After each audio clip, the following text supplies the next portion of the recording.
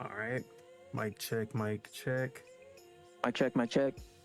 Yes, sir, yes, sir. What it do, what it don't, what it is, and what it ain't. It's your boy, Don Otaku, aka Don Solo, aka Solo the Don, aka Solo D Swaggy, aka the man who tapped. And this is Dual-Wield Gaming Podcast, episode 44. I'm actually confident about that. And of course, I'm here with Subegels, aka Subeg, aka the Green Thumb, aka the Gaming Gardener, aka the boy with the belated birthday. Thank you, man. Of course, had to shout you out. Happy belated. Did you end up doing anything for your birthday? I worked. That's about it. I had a little bundt cake. I wanted to see my niece and nephew on my birthday, but I ended up not having enough time. But I went the day after, so yesterday. Okay. But yeah, I mean, I was chilling. You know, it was a nice shift. I made some good tips. My coworkers were telling me happy birthday and stuff, so it felt nice. It felt good that I wasn't alone. You know, so it was good. It was good. That's what's up. But yeah, other than the birthday, anything else you've been up to this week or last week? No, not really. Other than just playing games, I'm close. I'm close to beating Yakuza. I actually am starting to dig the combat. Because, Okay. like, you know, coming off of like, you know, Pirate Yakuza and then Judgment and like all the Dragon Engine Yakuza games, it is kind of like it does kind of feel like a step back going back to the older Yakuzas in a sense, but there is a lot to like in the combat system in Yakuza 0, especially with like the different stances and stuff. It's obviously a brawler, but in a sense it kind of has some like character action sensibilities. But yeah, just playing Yakuza, playing some games, you know. I'm getting back into some old games that I used to grind hard and stuff. Actually, I was gonna ask, can I go through my notes that I have? I have actually a few weeks of notes, but I'll skip some of them. I guess on the semi-annual Subeg notes section. I've been digging. I've been doing a little bit of research on like what Xbox is up to, what PlayStation is up to. You can obviously tell because I did like the Project Amethyst stuff, covering what Mark Cerny and all that is doing with AMD. Yep. But you know, I'm kind of starting to come to the conclusion that I think that Microsoft was one generation too early on the two SKU approach. So like with the Series S and X thing, I feel like they were just one generation too early on that, because for what we know, PlayStation's gonna do the same thing, except they're gonna do like two SKUs with a handheld and then like a console. Nintendo obviously kind of has like a two SKU thing going with like docked mode and handheld mode. But I just feel like Microsoft was just a little bit too early on it, especially because like I feel like what they were setting up for was the two SKUs with the handheld and console, and then what they ended up not doing is that, and they shelved their like proprietary handheld or whatever. But that was one of my notes. I kind of don't know how I feel about the two SKU thing though, because it does make it more work on the developers. I know like targeting two SKUs does like add something to their development pipeline and stuff like that. So that was just something interesting that I was noting. But I also think that the handheld that PlayStation is coming out with is going to be like a Switch. Like it's pretty much going to be like something you can dock and something you can take portably. So you know, Sony's going to be copying Nintendo in that aspect, which is fine. Another thing that I noted was Valve and Sony seem to have a like upcoming like partnership, kind of like they seem to be working really closely with each other. Sony has incentive to help Valve and help like push users to Linux, because in indirectly, them pushing users to Linux is kind of forcing Microsoft to think more about Windows than they are about Xbox. So it's kind of like PlayStation's is indirectly kind of like nudging Microsoft to like, you know, get out of the hardware space. But they're obviously not going to, but that's just something that I've noticed. Especially with all of PlayStation Studios games that get ported to PC, they really make a point to tell us that it is Steam Deck verified. Not a lot of companies do that, and they have their own like Steam Deck verified banner. It's not even just like a screenshot on the page. It's literally like, oh, this game is Steam Deck verified. These are all the things that we did to it. Blah blah blah blah blah. But seems like Valve and Sony are buddying up a little bit. This is off topic with video games, but with the Clips album, I really would like. You remember how you were telling me like Malice doesn't really curse in his bars and stuff? Yeah. So I started to actually pay attention to more of his verses, and like, yeah, I was picking up on it. But man, that dude's a fucking genius, bro. And like, and both Pusha T and Malice, like when they speak, like their words are like so sharp, you know, like they're it's hard to describe, but they're just like their delivery is just so you know, it's like so impactful. But still listening to that. Tyler the Creator's album obviously came out. What do you think of it? About it.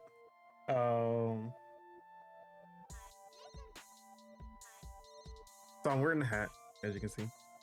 Yes, sir. It's the worst Tyler the Creator album. But not to say it's bad, but it's definitely not for me. But also, I understand like what he was going for, and it was kind of like weird to be like, oh damn, we get another Tyler the Creator album 9 months after the last one. But it's like,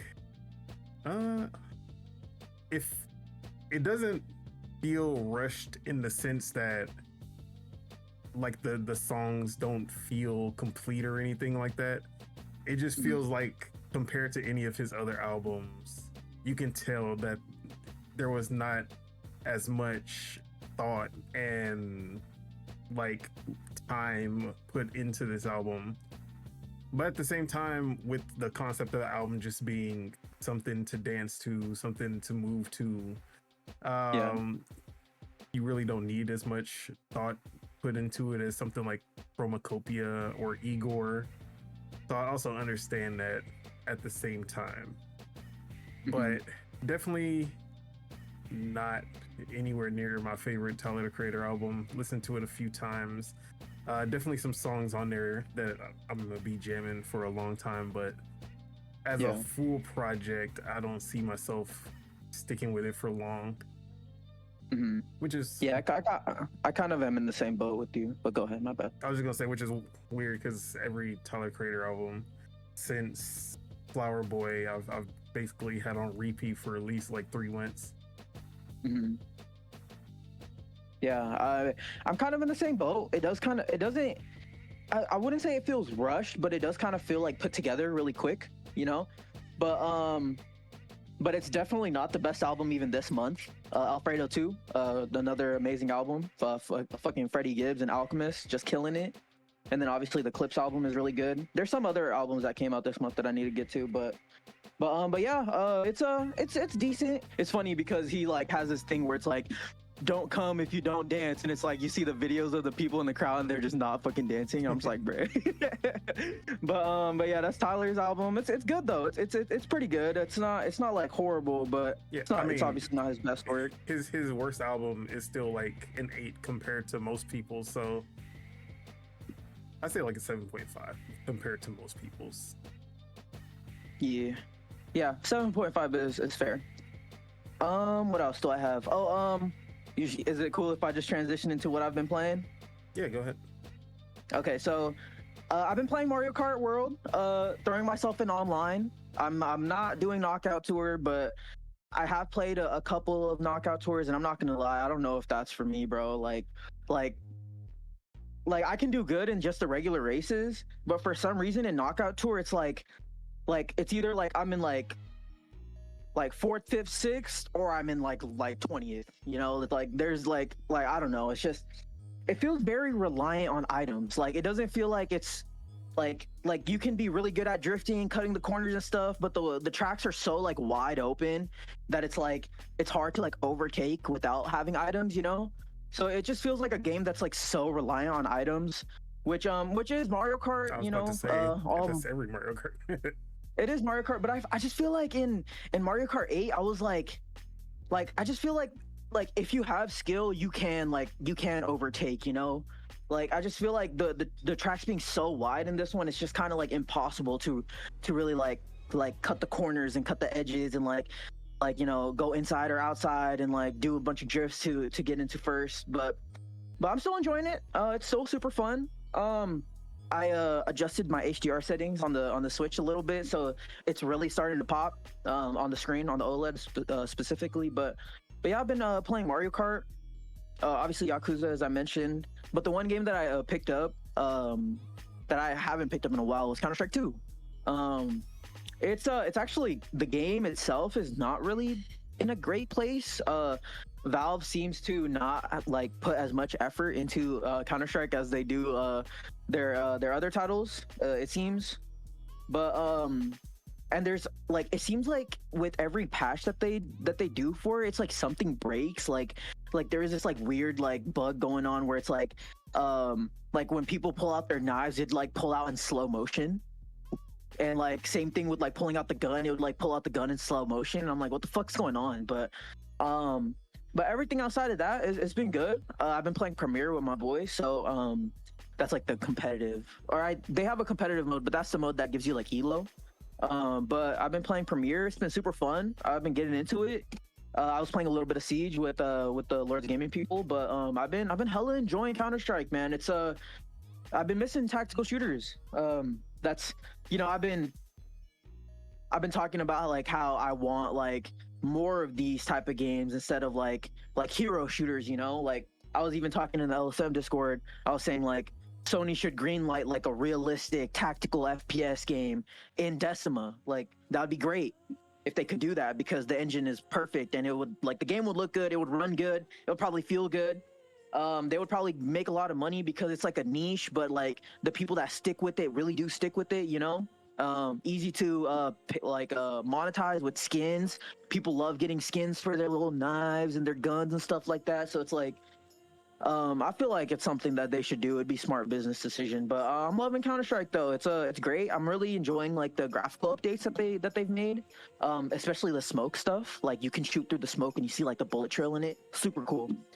But outside of that, I haven't really been playing much. Just the usual Donkey Kong Bonanza as well. I think I'm at like 60 or 70 bananas, so it's like I'm not that far into the game, but trying to find everything. You know, there's hella secrets hidden in there. Digging around and stuff, enjoying it. But yeah, just been trying to enjoy the games that I've been playing. You know. Yep, that's what's up. As for myself, Otaku, I have been playing all of the games that I need to review, and that's basically been it.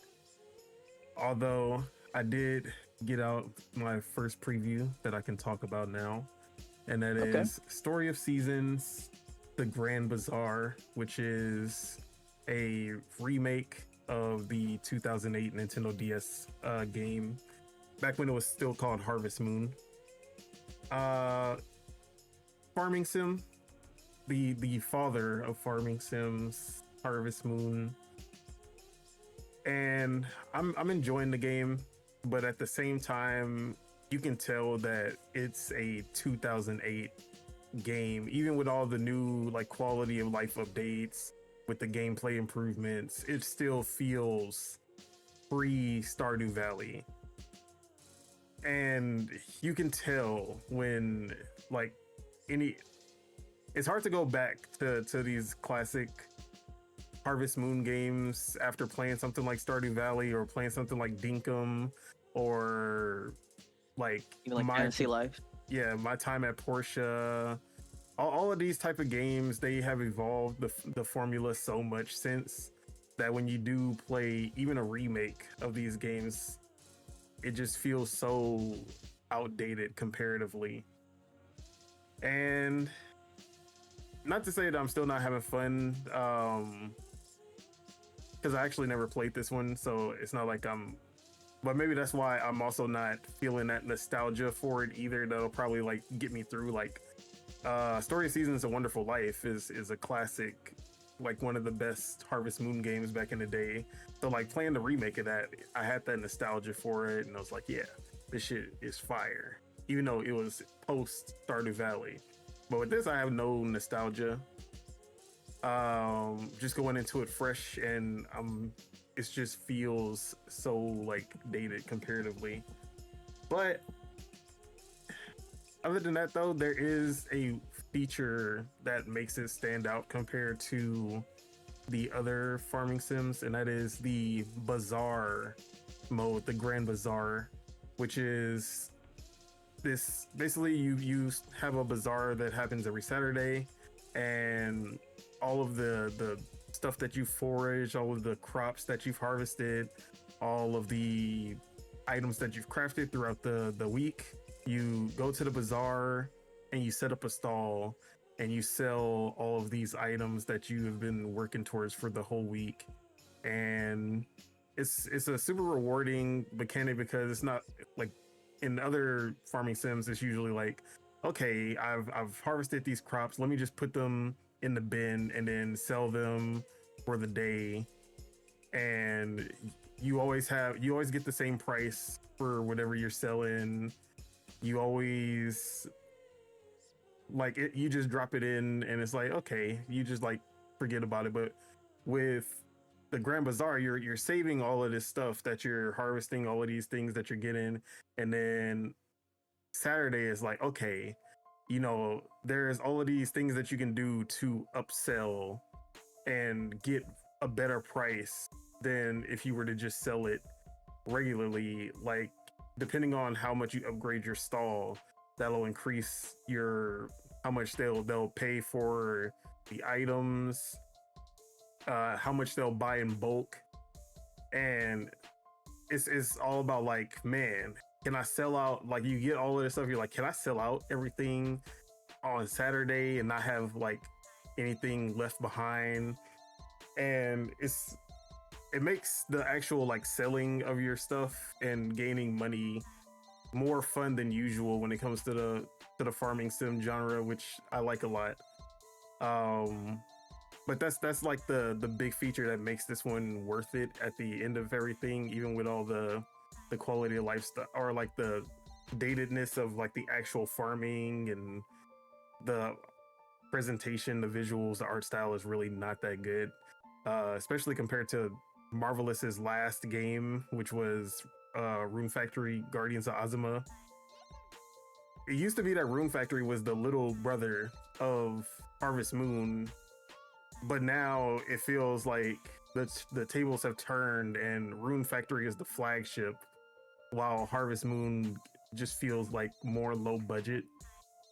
Feels like they put a lot less effort into evolving that series comparatively, but I'm still enjoying it. I've played through the first month. That's what I talked about in the preview, but I will have my full review up before August 27th when the game drops. Nice. So yeah. Other than that, on Donkey Kong Bonanza, obviously, don't have much else to talk about since the last time we played, or since the last time I talked about it. And the other games I still can't talk about. So, but I did jump into a game that I hadn't played in maybe like a year, maybe more. And it's because me and my girl and one of our friends just decided that, or I guess they decided that they were going to play, and I just was like, oh, I guess I'm a part of this. And that is League of Legends, which is what I have on the screen right now. Oh no. So I'm not a League of Legends guy for the most part, but one game mode that I will play is ARAM. And I actually enjoy ARAM a lot, which is all random, all mid. There's only one lane. Your character is chosen at random, and is just a brawl, basically, compared to like a lot less strategy than the actual League of Legends. A lot faster pace, especially when it comes to leveling up and stuff like that. These games usually take like 15-20 minutes, while the actual games take like 40-45, an hour. I can't deal with that. So when I do play League, it's only ARAM, because I just do not have the patience for a full game. But yeah, I was having a lot of fun getting back into it. The only thing about all random, all mid is that I don't know every character. So it's good in the sense that, oh, I get to try out all of these characters and like see if they work for me, right? But also, like, I have a few favorites that just never pop up, like Jinx. I never get Jinx. I did get the chance to play with Blitzcrank, which is who I'm playing with right now on the screen, and that's one of my favorite characters. I don't know how many champions there are, or whatever they call them in this game, but there's like way over like 150 of them, and when you play ARAM, it's like the chances of you getting the character that you actually want is so slim to none. But then I was so pissed off because every game that we played, the one character that I just can't stand playing against, every single time that character was on the other team, I'm like, bro, I can't get Jinx once. But every single game we play, I gotta fight this stupid ass reindeer. And I don't even know the name of the character. That's the sad part. I don't know the name of half of these characters. I don't be trying to, if they're not from Arcane or like characters that I've like played with a lot, I don't know their names. But there's this stupid reindeer that like heals itself and heals the team. It's like a really good healer, and I just be trying to kill it, and it just be out healing me, and it be pissing me off, bro. So I kept fighting against this damn character every single game. It was aggravating. But yeah, I doubt I'll be hopping into League anytime soon again. I think it was a one-off, but I enjoyed my time playing it. Nice. Other than that, I think that is about everything. Obviously, rematch. Oh yeah. Whenever I can, whenever I decide to take a break from these review games, I do jump into rematch. That's my go-to. I actually got back on Rocket League as well. Nice. But rematch is basically my new wind down game, my familiar game when I feel like just playing something. So yeah, I actually was on a bit of a spree. I think I won like 4 games in a row last time I Nice. played, and I was like, hell yeah, let's fucking go. Then I lost, and then I got off. But yeah, rematch still going strong. But yeah, that's basically all that I've been on, at least all that I can talk about right now.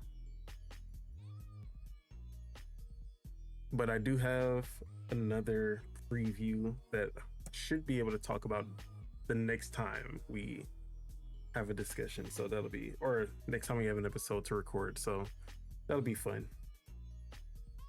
But yeah,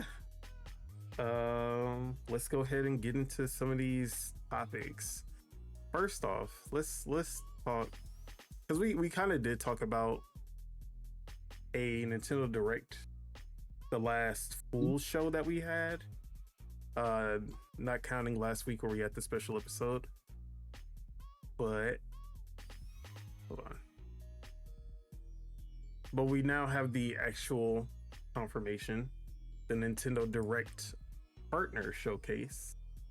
which means that this is fully third party, no first party games. Which means we kept talking about, oh, we're gonna see release dates for Metroid Prime 4, and we're gonna see release dates for Hyrule Warriors, Kirby Air Riders. Like we were all expecting stuff like that, and now it's just a partner showcase, which doesn't mean.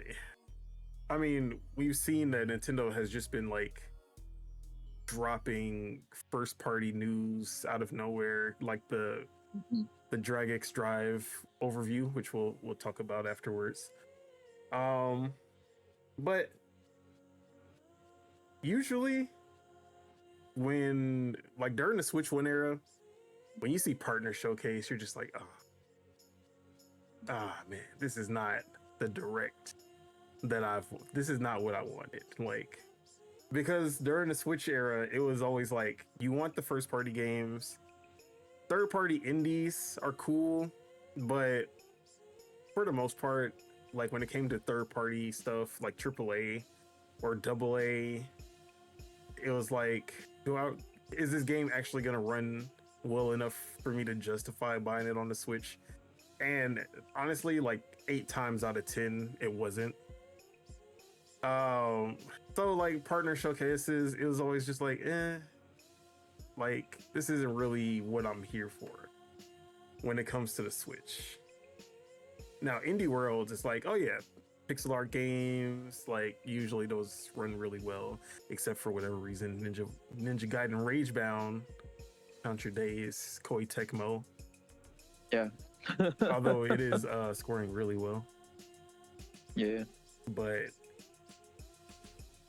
now, Switch 2 era, I'm actually excited about a partner showcase because of the capabilities. The implications. Yeah, the capabilities of the Switch 2, just to see what these third parties are getting running on the Switch 2, and just to see like how they run, how in depth they are, if there's even any exclusive games, something like a Dust Bloods that might show up here.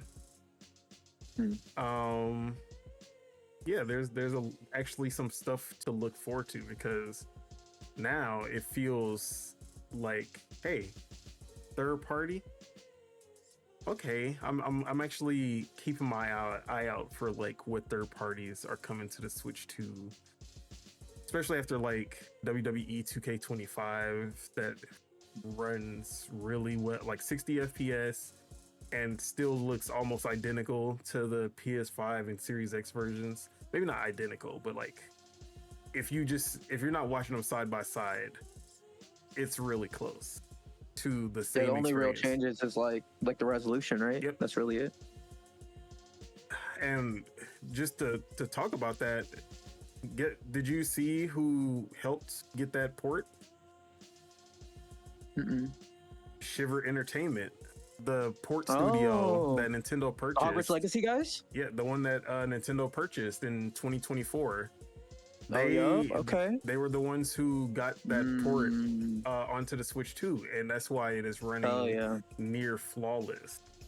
So we now see that Nintendo is using their studio Shiver, doing a reverse Nixus to get these third-party games onto the Switch 2. Which I actually, when they first purchased them, I actually said that might be what they're there for. And now we got our first confirmation that yes, that is exactly what they're there for. Didn't you say that on the show? Like you said it was gonna be like their advanced like tech group or whatever, like Xboxes. Except I just didn't see them. Like I was like, I don't think they're gonna be working on first party. I think like the first party has Monolith, and they have all of these really good studios that help with the internal stuff. So I was like, they have to only be there to get third-party games across the finish line and get them in the best condition. And boom, confirmation. But yeah. So and that's sick. Now that's actually super cool. Now look who it is. Shiver 2K, who is under Take-Two, and you know what that means. Shiver X Rockstar GTA 6 is happening. It's King. It's happening. No, I'm just playing, but but yeah. So instead of just talking about like what we want to see from the direct, because I feel like we already covered that. Yeah. I want to talk more about Nintendo and third party support this generation, and how much you think that third parties will be a factor for Nintendo's success this generation compared to their previous ones, where really the first party has always been what carries them across the finish line, what carries their success. Do you think we're gonna see a huge shift in like how gamers on the Switch 2 purchase third parties? And also, do you think we'll get to a point where how PS5 and Series X third parties dominate? When we start having the Call of Duties, the Maddens, the 2Ks, all of those are there on the Switch. Will we get to that point where the third parties are actually carrying? I still feel like, you know, people are going to come to the Switch 2 for Nintendo's games primarily. But what I do know is that the Nintendo user base has a really good attachment rate for games, just like any game, like not even just Nintendo's own games. Like, I don't know what the exact number is for Switch One, or if even it's out there, but like I remember, like, I know this is anecdotal, but I remember for the Vita, it was like every Vita user had like 10 games like slotted for them. So it's like the attachment rate was really good, right? I kind of feel like for the Switch is probably somewhere similar. It's probably like a Switch user probably has like 8 to 10 games that they buy, which is really high for attachment rate, considering like PlayStation, it's like most users are like buying 1 or 2 games a year. It's like fucking 2K and like Call of Duty or some shit. But oh yeah, so like I think my reasoning with third parties is if it can run on the Switch 2, it will come to the Switch 2. That's my like reasoning for the third parties, and I think they'll do really good, especially if they don't do the game key card thing. Then Nintendo users will definitely go out and buy and support. But why are you shaking your head? You. Game key cards have nothing to do with success. No, not at I all. feel like a lot of people bought Cyberpunk just because it was on like an actual cartridge. I think like, just to they support bought it. Cyberpunk because it's Cyberpunk. Okay, that's fair. That's fair. Out that's of fair. every game that all the third parties that released, none of them are as prolific as Cyberpunk. Sure. Cyberpunk would have sold regardless. And we also have like games like Rune Factory, Guardians of Ozma. That was a full on cart. Didn't that sell well there though? It sold well for Rune Factory, but we also see that Street Fighter 6, which is a game key card, a much more popular IP, is selling more than that. It's outselling it, huh? Yeah. And okay, interesting. So I guess the game key card thing doesn't really matter, but I think it matters it matters to the hardcore, but we know the hardcore is not the majority at all. Yeah, I got you. But even with what's it called? The Tony Hawk game. I remember that game launched, and I checked like the bestsellers on the eShop, and it was up there, you know. So it's like, you know, the user base is keeping an eye out for the games that come onto the Switch 2. Even with the Jamborees, I know that's first party, but even with Jamborees, like little update, it shot it up to like one of the best selling games on there. So it just seems like, you know, whatever new games come out on the Switch 2, people you know, come out and support it, or at least keep their eyes on it. So No Man's Sky, you know, whatever also had a really big boost after the Switch 2 edition came out. They also had like a really deep sale for it too, huh? Yeah, but even after the sale, it stayed up there. That's good. That game actually runs really good on the Switch 2 as well. But yeah, I think it's like whatever can get ported will get ported, is how I think, and the user base will support it. Yeah, I'm with you when it comes to the third parties. I think as long as these games run well enough, I don't think like if it runs at a stable 30, but it's still like I think most people on the Switch 2 will be okay with that. Like obviously Cyberpunk isn't the best performance, but it's also Cyberpunk running on a handheld. Um, and if you're With good not, image quality. yeah, and if you're not one of the 4 million people with a PC handheld out of the billions of gamers out there, then you're not experiencing Cyberpunk on a handheld like you can with the Switch 2. So also shout out, did you see the Digital Foundry comparison Steam Deck or versus Switch 2 when it comes to the Cyberpunk? Yeah, I did. I seen like the power difference and all that. Yeah, Yeah. it's pretty insane. But yeah, I think any like really big prolific game, whether it's a Cyberpunk, whether it's something like I feel like any game that has been a huge seller on Steam or PlayStation will be a huge seller on Switch now. Which like we had games that would be big like The Witcher 3. And The Witcher 3 sold pretty decently for how bad it ran on, but like it was The Witcher 3. Now, let's say The Witcher 3 has a Switch 2 edition that comes out and it's like a little bit worse than the Series S update of that game. That's gonna sell like hotcakes. Like Oh yeah. and then something like a Baldur's Gate 3, I could see especially selling really well. Especially if you use the mouse controls and you can pass the Joy-Con to a friend in co-op. Yeah. That game is gonna sell buckets. I could definitely see a Metaphor. Like you'll see Metaphor come to the Switch 2 and you'll see like the sales boost another million like within the next 3 months. And that's a perfect game for a handheld too, honestly. But wasn't there like I forgot what game it was, but it was like a game that pretty much like saved the or like kept the developer afloat recently. 100 Line. Yeah, which is the Danganronpa creator. Yes, the Switch basically kept them from bankruptcy. Like it was a wide margin. It was mostly Nintendo players that kept that game afloat, and it didn't even run that well on the Switch, which is funny. I mean, it ran decent. It's a turn-based game, so I guess it really didn't matter. But yeah, that game just fits the Switch really well, and the fan base showed up for it.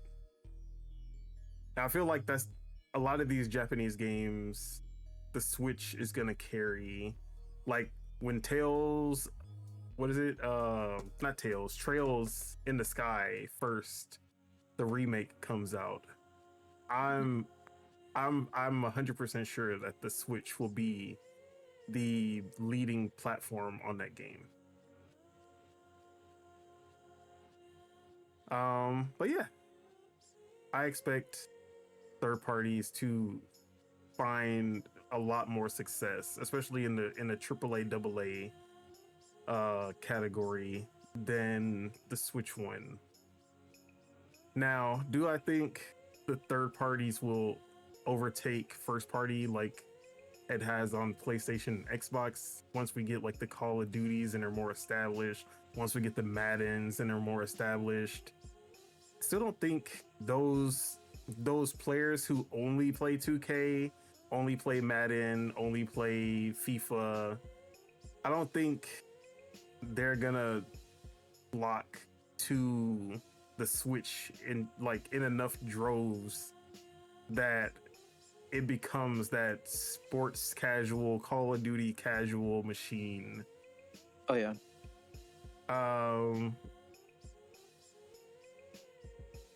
But I still think those games will do well. I feel like the people who there will be people who want those games on the Switch too. They're the people who play Call of Duty, they play FIFA, they play 2K, but they also buy the God of Wars on PlayStation. They buy the Halos on Xbox, the Forzas, whatever. And then when it comes to Nintendo, they buy the first party games, but sometimes they want to bring those sports games on the go. They want to bring the Call of Duties on the go, things like that. Yeah. I think there's some people that even like main the Switch 2 now, you know? oh, yeah, like for sure. There were people that main the Switch 1. They were a little crazy. They were a little out of their minds, but they were there. They existed. Yeah, exactly. And I'm pretty sure those people have or probably will upgrade to the Switch 2, and they will still main, but they will have a way better experience than with the Switch 1. Oh, yeah. At least until the next generation of consoles. Although I still feel like even when the next generation comes, there will still be so much cross-gen. You see how long cross-gen lasted this generation. I can still see cross-gen playing a big role and Switch still getting a lot of support. Yeah, there's still PS4 games that like physically get sold. So, and like I think I read something like Sony internally wants to like support the PS4 until like 2030 or something, and that would be almost like 20 years of PS4. So it's kind of like, I mean, like look how long they supported the PS2. So I don't think they mean support as in like they want to actively bring games to it, but support as in they'll keep updating the console. They'll keep on keeping firmware like up to date, things like that. I don't think we're gonna see like the next like, let's see, what hasn't been announced. Actually, MLB The Show will still come to the PS4 for a while. No, actually, MLB The Show doesn't. Oh, it comes to the Switch though. Yeah, it does. It comes to the Switch though, but it doesn't come to PS4. All right, that makes, which is really weird. Same with NBA 2K. Yeah, but that just shows how like dedicated that base is for those type of games on the Switch. And Ninja Gaiden Ragebound too. It's on the Switch, but it's not on Xbox One, which is weird. Yeah, I think a lot of is it on PS4 or just not on Xbox One? Yeah, it's on PS4 as well. Okay. No Xbox One though. Yeah, I feel like I've seen that with a lot of games though, where they just say there's not enough Xbox One users to warrant doing the Xbox One version, especially since it's a little weaker than the PS4 also. Got it. Because we seen that with like Persona, or not Persona, Metaphor. No, it was Persona. Street Fighter 6. Street Fighter 6 also did that. Yeah, a few mostly Japanese games do that, where they skip the Xbox One and just go straight to the Series X. I think some of the Yakuza games, like the newer ones, did that as well. But yeah, all in all, I'm actually super excited to just see a showcase of third-party games only for the Switch 2, which is not like for Xbox. When they have a partner preview, it's like, okay, which of these games are coming to Game Pass? That's the exciting part. When it's PlayStation, it's like, why am I here? But with the Switch, is like the portability aspect makes me want to care about what the third parties are doing on that system. And since the power upgrade from the first one, I'm actually hype just to see like what we got cooking for the Switch 2. But just to throw some predictions, I think we already know Assassin's Creed Shadows is coming. That was rated. That's gonna get announced for sure. But what? That multiplayer Assassin's Creed game, you the think Fall Guys inspired one? I think it might, man. I feel like that's a perfect Switch game. Vindictus or something like that. Invictus, yeah. Invictus, yeah. Now, okay, here's a good like over under that we can do. Okay. What percentage of new games do you think we're gonna get versus just ports?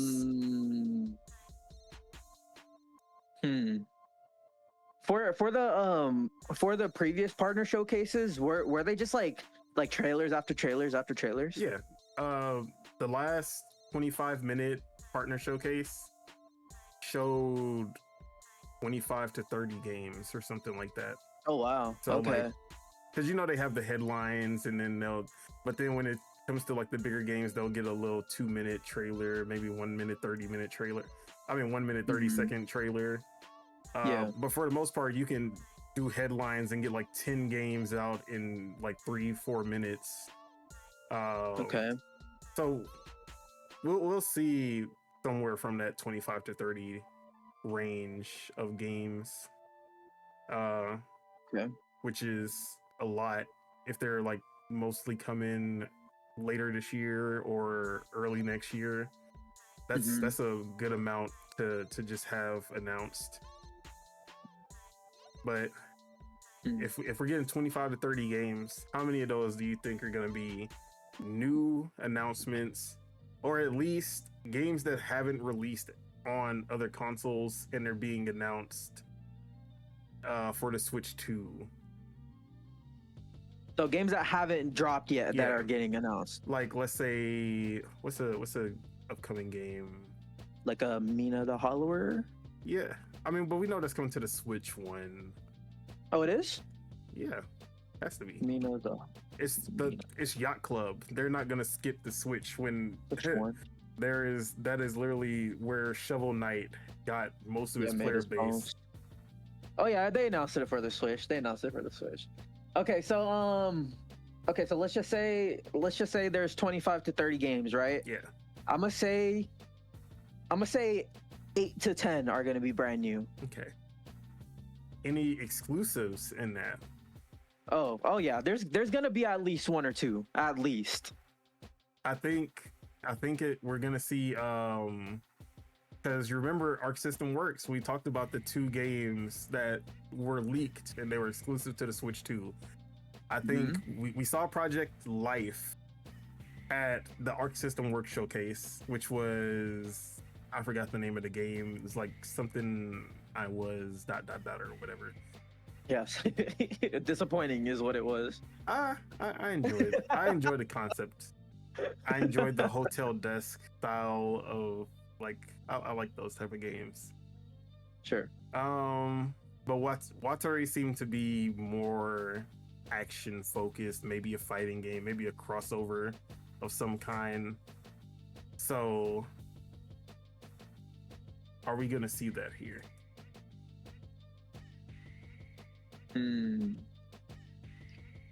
I hope so. I mean, our System Works has been busy lately, but I mean, I don't think it's out of the realm of possibilities. Let's see. Do we see Dustbloods here? I think Dustblood's a little too early to show off. Yeah, I think that's in my more opinion. September, setting up the next year. I think we'll see Elden Ring here, though. Oh yeah, for sure, with a release date. That shitty Digimon game is gonna get announced because that was also leaked for the Switch 2. Red Dead Redemption 2 is most likely gonna be here. I'm looking at the picture of like the strengthening relationships with software publishers. I just feel like it's gonna be people from this list, honestly. Atlas, they'll probably show up with something. Well, actually, the funniest thing is Arc System Works is actually on that. They're there. Yeah. Microsoft is there. They'll probably show up with some. Square Enix will probably show up with some. What's gonna be if there's what we know there's gonna be at least one Microsoft game. What's gonna be the first game? Like, what's the one that you're just like for sure that's coming to the Switch 2? See, I want to say like Doom. Dark Ages. Both Dooms are on the Switch 1. Yeah, I want to say like a Doom. They love getting that what's it called engine? Why am I forgetting the name? id Tech. They love getting id Tech running on that hardware. Oh yeah. And I'm Ooh, sure you know they'll what else leverage runs? DLSS I was gonna and say, you know stuff. what else runs on it tech? Indiana Jones. Indiana Jones. Yep, I was just about to say that. That'd be if Doom can run on it, then Indy for sure can. Um, what's it called? I could honestly see Konami, Virtuoso's outside saying like, oh, if we could port to Series S, we can port to Switch. So I Yeah. could see them maybe even like announcing like a Metal Gear Delta port or something like that. Also, That'd be I cool. think Oblivion Remastered would also be a good one That'd be great. Yeah. because Oh yeah, Skyrim portable. did so good on the Switch, like one of their best third party in terms of sales on the Switch. Oblivion would probably do just as good. Oh yeah. Oh yeah, and they could even do like some motion control bullshit with it too. For sure. I should have picked up the Skyrim edition. I don't know why I never did. Because I love when they add motion controls to games like that. Mm-hmm. Same with like Cyberpunk. They Yeah. had the motion controls to that. Yeah, I was actually watching someone play with the motion controls. It actually looks fun, man. It looks pretty sick. They look like they're having fun with it. But okay, so Konami, maybe Silent Hill. That'd be kind of crazy if they're can like, see oh, that. Silent Hill 2's coming. I don't feel know what like- else Konami's cooking on though. Konami has. What do I feel like they announced something else? Maybe not. Not Chronos: The New Dawn's not Konami, right? That's No. just Bloober Team. Yeah, that's Bloober Team, and is that them by themselves? I think it's like 505 or someone publishing it. I can't remember at this time. You're good. Yeah, it looks like Bloober Team's publishing that game too. Okay, so they're just fully independent. Yeah. That's nice to see. What else? I think. Well, we already know the sports games are there, so yeah, maybe they'll be like college football. That'd be crazy. I would buy it honestly because I still haven't bought the new college football. So if they announce the Switch 2 one, I'm there like day one if they could shadow drop it. Square Enix, obviously they'll probably show up with a Final Fantasy 7 remake. 6. I mean, I said 6, 16. 16 would be cool. Because we still haven't got the announcement for that one. Yeah. Ubisoft, they'll be there. Maybe they'll show off their Rayman game. That'd be sick. That'd be really sick because I know that game's been gestating for a while. All right. What does Psy Games make? Side games, that's the not Blaze Blue. It's something fantasy. Why am I forgetting the name? It's fantasy something. Grand Blue Fantasy. Oh, Grand Blue Fantasy. Yeah, that's what it is. Grand Blue Fantasy. Okay. I know Grand Blue Fantasy Relink came out. would be amazing on the Switch. That would be a really good co-op game. I think Monster Hunter Wilds is going to get announced. Okay. You don't think they're gonna do like a Monster Hunter Rise type situation where they're just gonna make like a side game? No, I think Like- they want the full-fledged Monster Hunter on. Now, will the next Monster Hunter be exclusive to the Switch like Rise was? I can see that still, just because Monster Hunter and Nintendo portables have gone hand in hand since the 3DS. I still think they want to have that. Like Nintendo will make sure that that relationship with Monster Hunter stays. So I think that'll still happen. Where the next Monster Hunter is going to be like more of a side game, and it's going to be Switch exclusive. Switch 2 It'll exclusive, probably be better than Wild. and it'll be better than Wilds. It won't be open world. It'll be the classic Monster Hunter experience that everyone enjoys. Yeah. I'm thinking like. All right, Go for it. what's just so we don't just keep throwing out stuff. Sure. What's gonna be the closer? Like if there's any third party game that would be the closer for the Switch 2's first partner showcase, who is it gonna be? Do you I wish. do you think it's gonna be something new and exclusive, Or do you think it's just gonna be like a big name port, like a Red Dead Redemption 2 or something like that?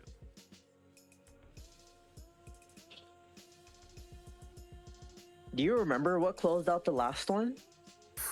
Don't get me started, bro. Was it Metroid Prime? What? Metroid Prime? I swore that there was like some sort of like first party game that was like ended off like a third party showcase, right? Or am I tripping? Not that I can remember. Let me see. Let me see if I can pull up the past partner showcase directs. I'm trying to look for one too. Partner showcase Nintendo. Well, it was in 2024, right? It was last year, huh? Let's see. The last partner showcase was February 21st, 2024. So we got Grounded, Epic Mickey, World of Goo 2, Ender Magnolia, Endless Ocean Luminous was a first party, third party announcement. So I guess if there is a third party working on it, they will actually drop a first party game in there. So there's chances of like a Platinum Games project. Even like maybe a Ubisoft. Yeah, Endless Ocean was the one that ended it. That was a first party, third party, second party, whatever you want to call it. Got it. Effort. Okay. So let's see, what was the last one?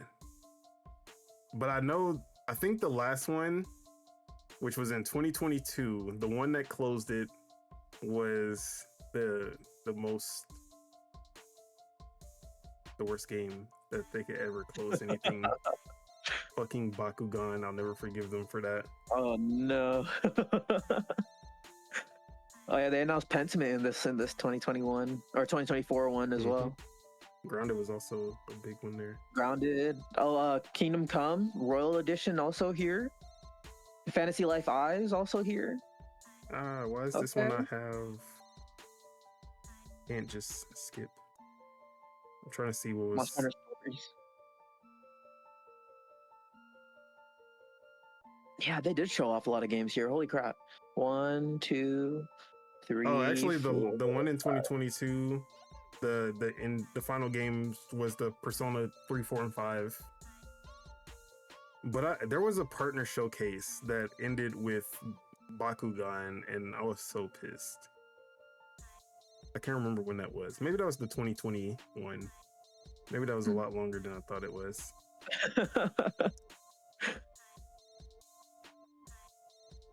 And they spent so much time on it. I was like, there's no way. Oh, okay. This one was Hyrule Warriors Age of Calamity ended. So they'll end it on. I can see Hyrule Warriors being here then. Okay. Hyrule Warriors could definitely be here. That might be the closer. Actually, I'm gonna go ahead and say that's the closer. Hyrule Warriors. Yep. Okay. And Brazil, we saw that it was saying like holiday or winter 2025, which could also mean like January 2026. But the Nintendo Brazil updated it and said that it was coming 2025, not winter. Actually, it didn't even say winter 2025; it just said winter. But they did update to say that it's coming 2025 on Nintendo Brazil's website or Twitter, whichever one it was. Who are the people that make Ace Combat? Bandai Namco. Bandai, they're on that list, right? Okay, so I can see maybe like a new Ace Combat being announced. It's been a while for that series. With motion controls. With motion controls, with mouse controls too. If they could add that, that'd be crazy. Ace Combat 8, right? That'd be the one. Yep, 8. It has been like 10 years since 7. Yeah. Sea of Thieves probably gonna be there. I can see that for sure. But what are you thinking for the closer? You think it's Hyrule Warriors, or you think it's gonna be something closer else? I think fuck it, it's gonna be Rayman, bro. Maybe Nah, I don't think it's gonna be Rayman, but I would love it to be that. That'd be crazy. That would definitely be a closer situation, I think. Mm-hmm. An Astrobot? No, I'm just kidding. Imagine if a Sony game was announced there tomorrow. That'd be crazy, dude. I mean, the internet was shut down. The internet was shut down, but like a Sony first party, not like a Horizon, the full Horizon, not just Lego Horizon. Like last year, we gave you guys a taste of the Horizon series, and now Actually, wait, that Lego Horizon game was announced at some Nintendo thing, no? Yeah, or but it was just a regular direct. It wasn't a partner, but yeah. Okay. And it was announced there. It was like that was the first time. Crazy. Yeah. But what else? I think we're gonna see Helldivers 2. I think. Okay. I don't think Nixus only ported it. Oh yeah, no, definitely not. I think they got it working on the Switch too as well, because they want to have the biggest player base possible. Absolutely. But yeah, I'm hyped for this third party. I really want to see something new. But I am excited just to see like some really cool ports, just to see how they're running. Also, but yeah, something that I want to see that probably won't be there because it's hardware related. But I want to see if like Hori can like show off their like Split Pad Pro 2s or something. Maybe we can get some peripherals going. I know people have been waiting for those too. That'd be nice to see. Yeah. What I need is a third-party dock that isn't $130 and doesn't and won't overheat my Switch 2, so I can finally record some shit more often.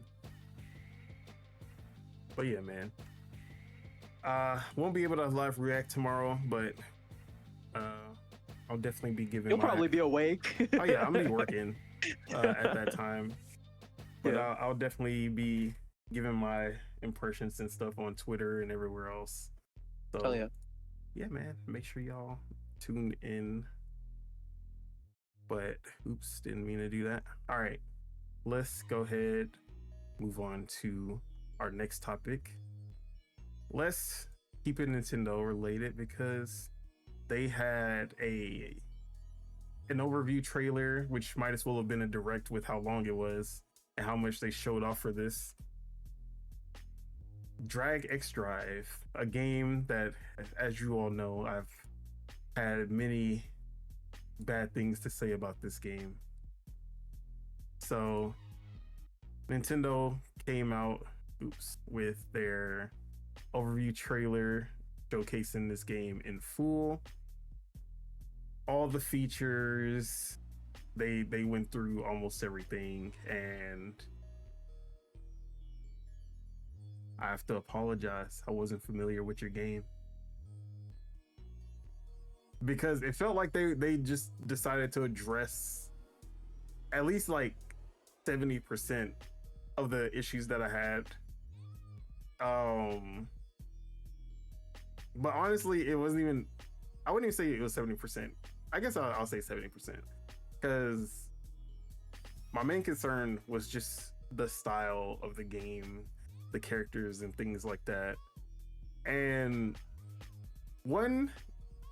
there's a lot more, if it looks brighter than previous trailers.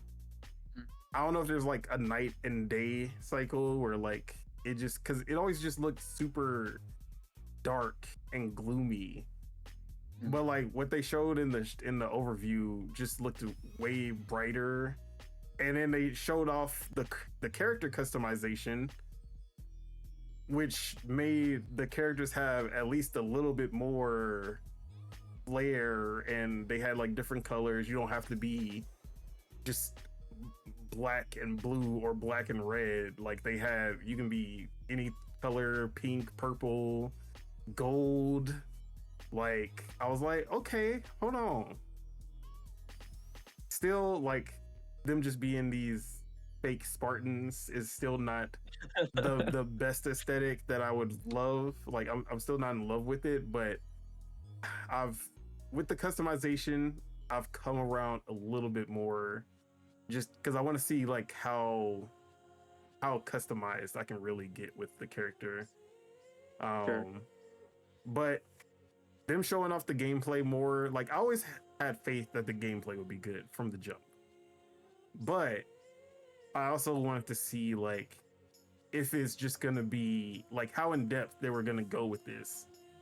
And some of the stuff that they were showing, I was like, oh, hold on. They actually cooking with this.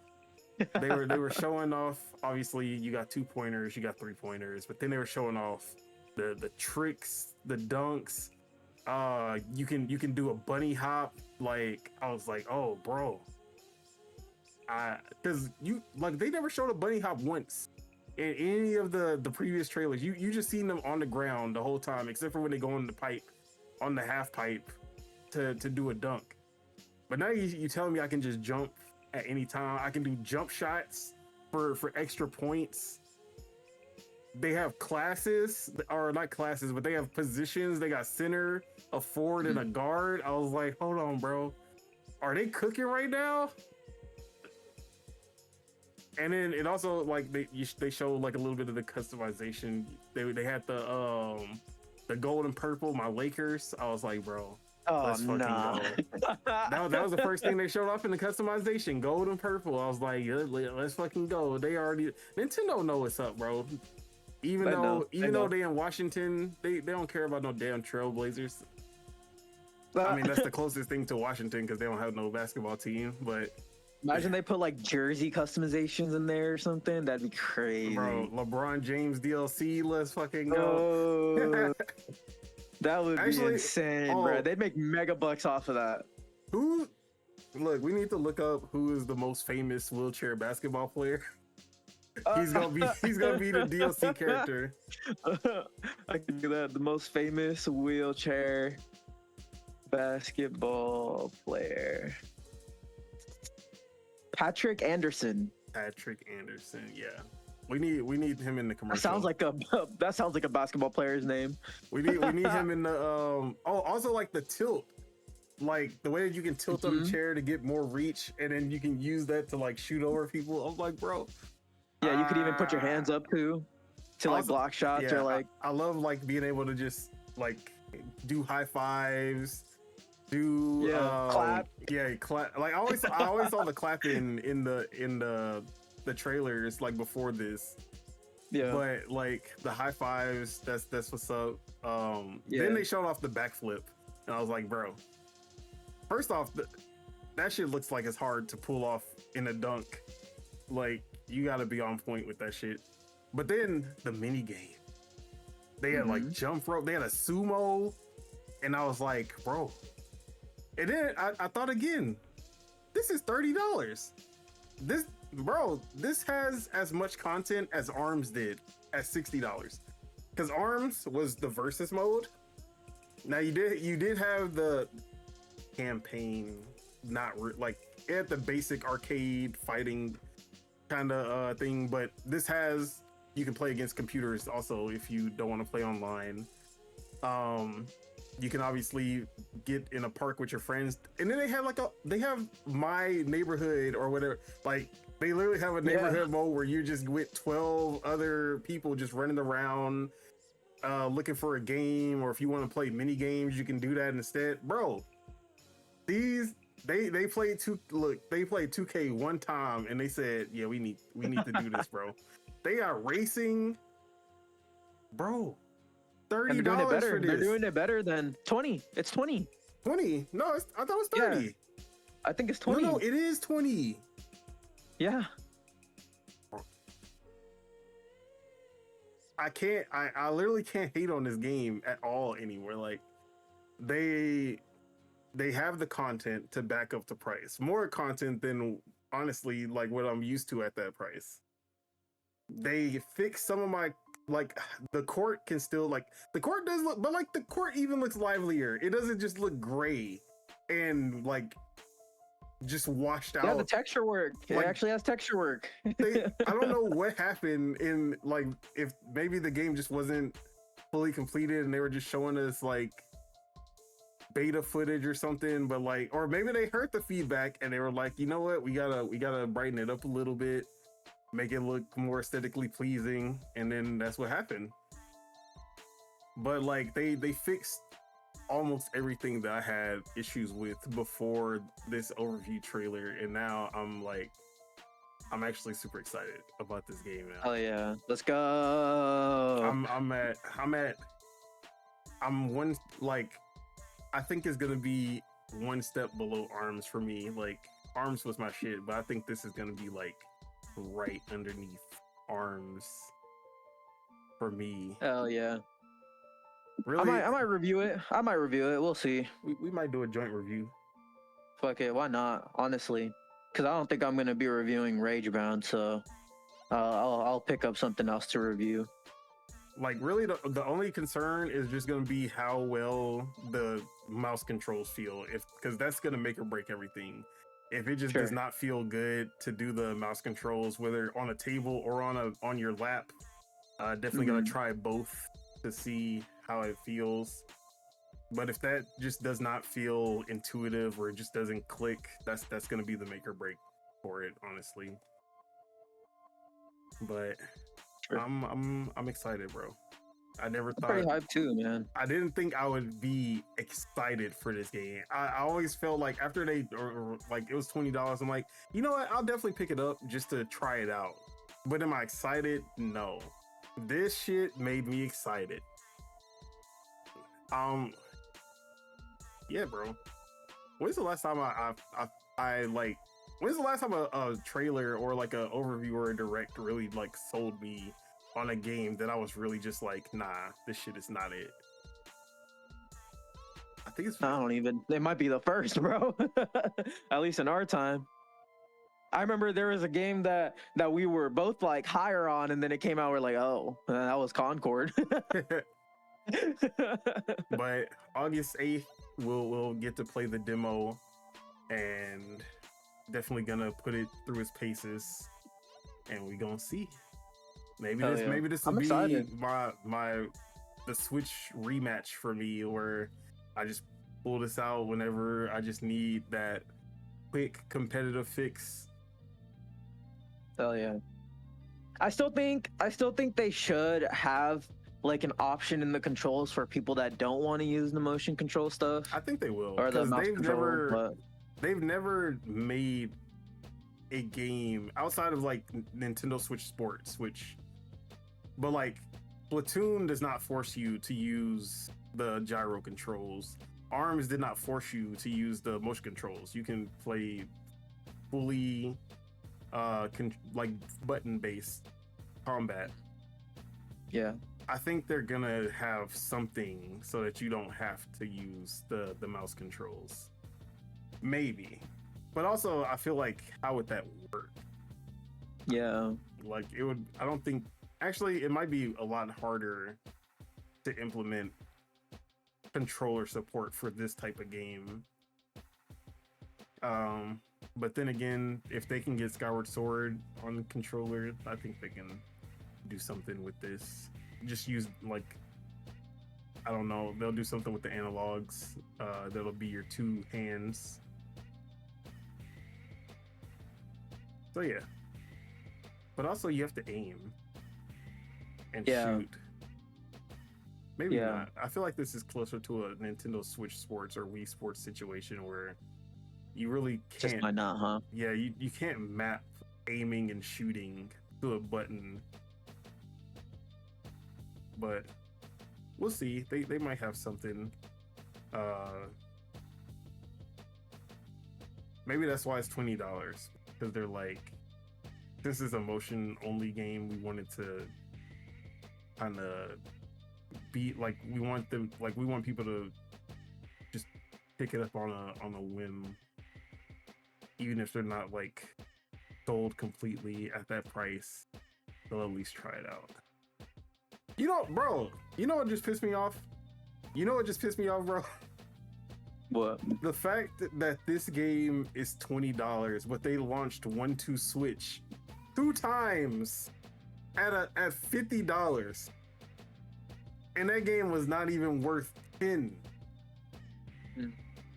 That game wasn't even worth 10, and they were like, "Yeah, we gonna sell this shit for $50." And then this game has everything like more than what we ever expected, and it's 20.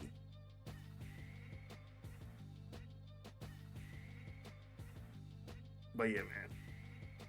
August 14th. It even has probably more than that fucking Mario Golf game had at launch too. Honestly, Another thing, why is the demo only 5 days away from the full release? I feel like it should be like out now. Yeah, with the alongside the trailer. Yeah, but I guess. But I guess if you really like that demo, you're like, man, I gotta go pre-order this shit now, and then it'll be out soon. You'll be in the window where you can't refund it because you were just so hyped from the demo that you don't think about you don't think about it. But yeah, that is another first party Switch 2 game to look forward to, at least in my opinion. I still saw a lot of negativity after the overview trailer, at least like on Twitter. On Nintendo's YouTube channel, like a lot of people were like, "Oh, I'm actually excited about this now." Like I was like, this sold me on the game. Like I saw a lot of that in the YouTube comment section, but Twitter's Twitter. But yeah, man. I have a question. You think they're gonna add one of these guys to the next Smash Bros? I mean, I can see an assist, or I can see an assist trophy, but I don't see unless this game really takes off.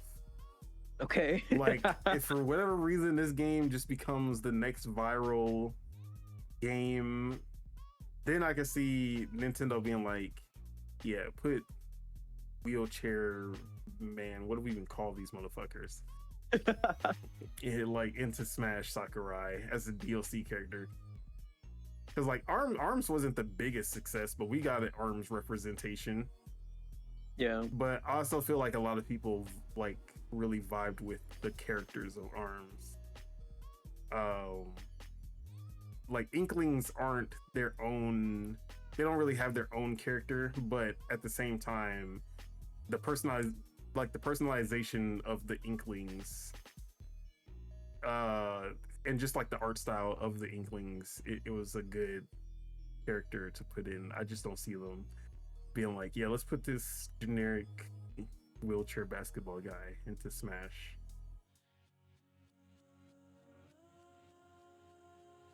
But yeah, Drag X Drive coming out August 14th. I will be there day one. Hell yeah. All right, let's see what else we got to talk about. All right, let's just keep it Nintendo for a little bit longer, because this actually was going to be the topic, or one of the topics for last week, or was this? Yeah, this was. But we ended up doing something different. But there was actually a survey targeting 180,000 people in Japan, and they analyzed the popularity of Nintendo game series, or actually it's not only Nintendo, but game series by gender and average player age. And a lot of people online were surprised by these results for whatever reason, even though Nintendo has been literally saying, like, giving data about their demographic who plays Nintendo Switch forever. So let's look at these. We got Splatoon. Ratio from male to female is 65-35, and the average age 27. Kirby, this is the only series on here. Actually, no, there's two series on here that have a higher female ratio than male. Kirby is 45, 55, 55 being female, and the average age of the Kirby player is 30. Mario is 70, 30, male, female, and the average age is 32. Pokemon is 60, 40, the average age 32. Zelda is also 60, 40, average age 35. Animal Crossing. What do you think the ratio for Animal Crossing? Animal Crossing? I would say it's probably more like 50-50, no? 25, 75. Female, 75. Which really? actually makes a lot of sense because I see, like, my girlfriend loves Animal Crossing. Animal Crossing? And okay. I see a lot more female streamers. Like The Sims, Animal Crossing, those type of games, that's going to be predominantly female. You know, I feel like women are just way more creative when it comes to, like, because when I was playing Animal Crossing with my girl, like, when I was building my island and stuff, it just looked so dull. And then I would go to her island and I'll be like, bro, like, how did you even come up with this shit? So I think it's the female brain. They love that, like, creativity and customizing their, like, especially when obviously there's no multiplayer in The Sims, but like me and my girl play The Sims to death. But every time I play The Sims, when I'm building my house, I build variations of squares as my house. Like I just build a box and I put boxes on top of that box, and that's my house. And if I'm being super creative, I'll be like, I'm gonna make an L-shaped house or a U-shaped house, or I'm gonna make a square with a hole in the middle, and that's as creative as I can get. And then when I see my girl's house, she like, hers just looks like some shit that, like, Kanye would buy for like some eccentric ass shit, like some real life mansions. I'm over here like, how do you even do that? Like, what? I don't even know how to find the options to do stuff like that. But yeah, like I believe the Animal Crossing won 100%. Also makes me feel insecure that I'm one of the 25%. No, I'm just kidding. All right, Monster Hunter. This is actually one of the higher ones when it comes to male. It's 80-20. Oh, actually, Animal Crossing. What do you think the average rate, like average age is for Animal Crossing? I'll give you like a 3, like if you want to say like 25, 28 or 31 to 34. Like, what do you think the average age group for that game is?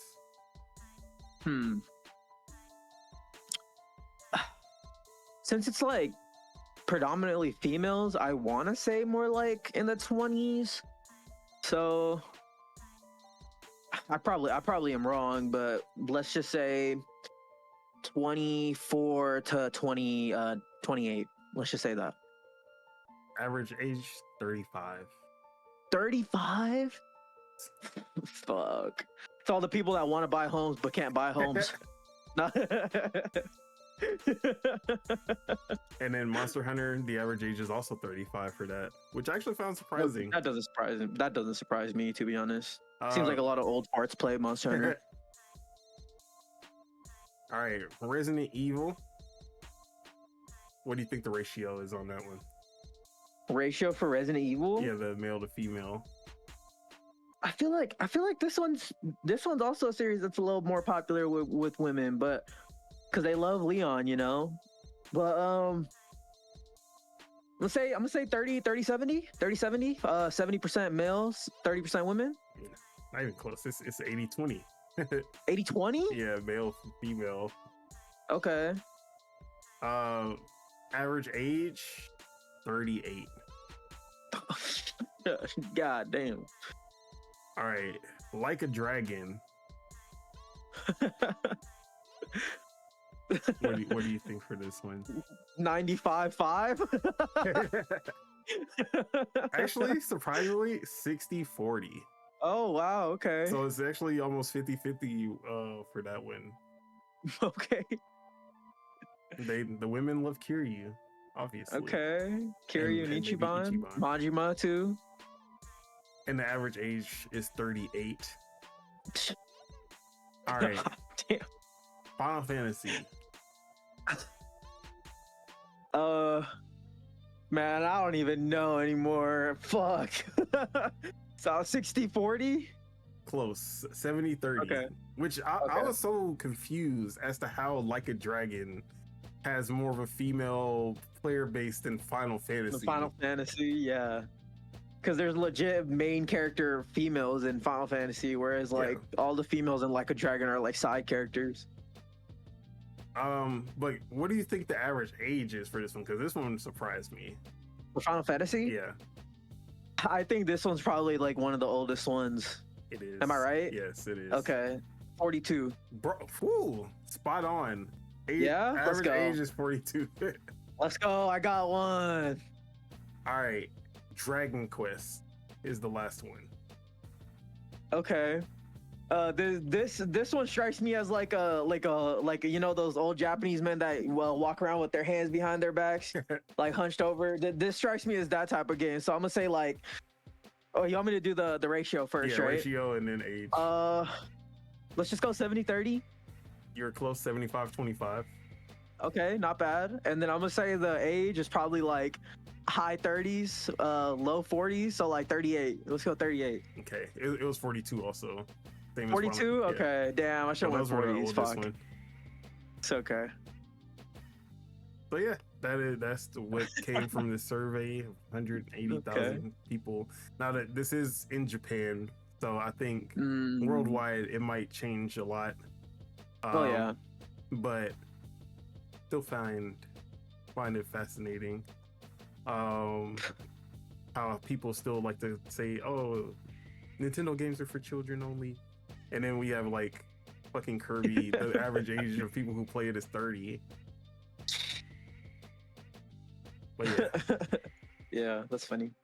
But you can also see that the younger generation are not playing these games as much as people like to believe. Also, because Final Fantasy, I feel like that's a reason that like Final Fantasy is how it is. Because the newer generation are not picking up Final Fantasy. It's the people who grew up with Final Fantasy who are still picking up Final Fantasy. Yeah. But a lot of people grow older and they stop playing video games, or they grow out of those type of games, and then I just feel like that's part of the decline of Final Fantasy, is that it's literally just the people who have nostalgia for Final Fantasy are picking up Final Fantasy, but none of the new generation care. Kind of like the Halo situation. Yeah, you're probably right.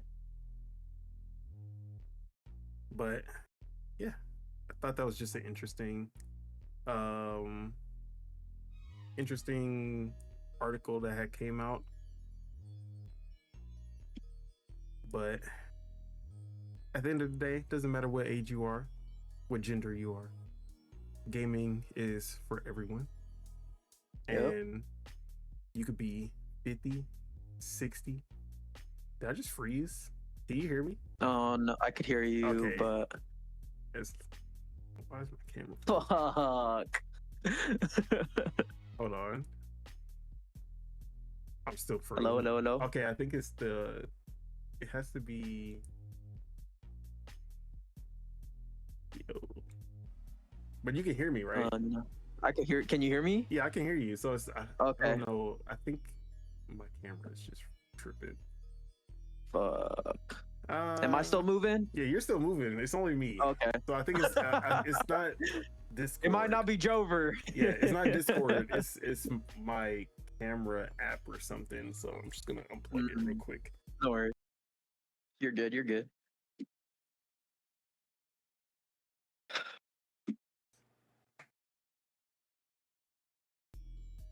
Okay.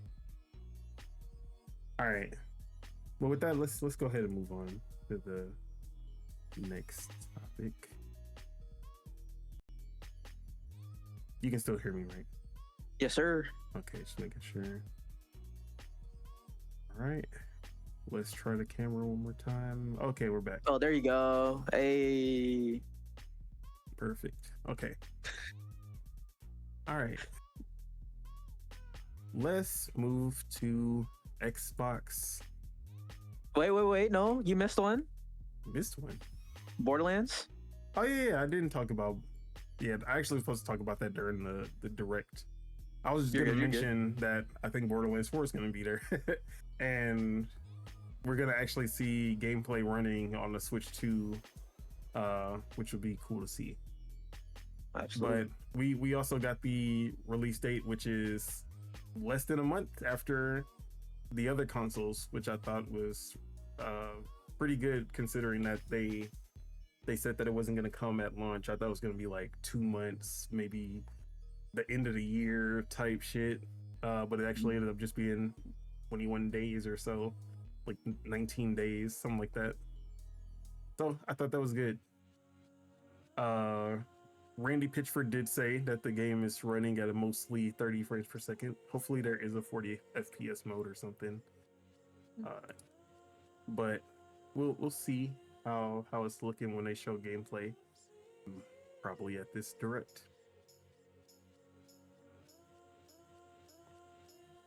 But yeah, let's go ahead and talk about Grounded 2, which is a game that I've not gotten to play, even though this is one of my most anticipated games. Just because of all the stuff that I got going on. But Grounded 2 is off to a great start on Steam. It overtook the all-time peak of Grounded, the original Grounded on Steam, just 30 minutes after its release. And it was sitting at 45,000 concurrent players. I have not seen what it is up to now, so I'm actually going to look that up right now.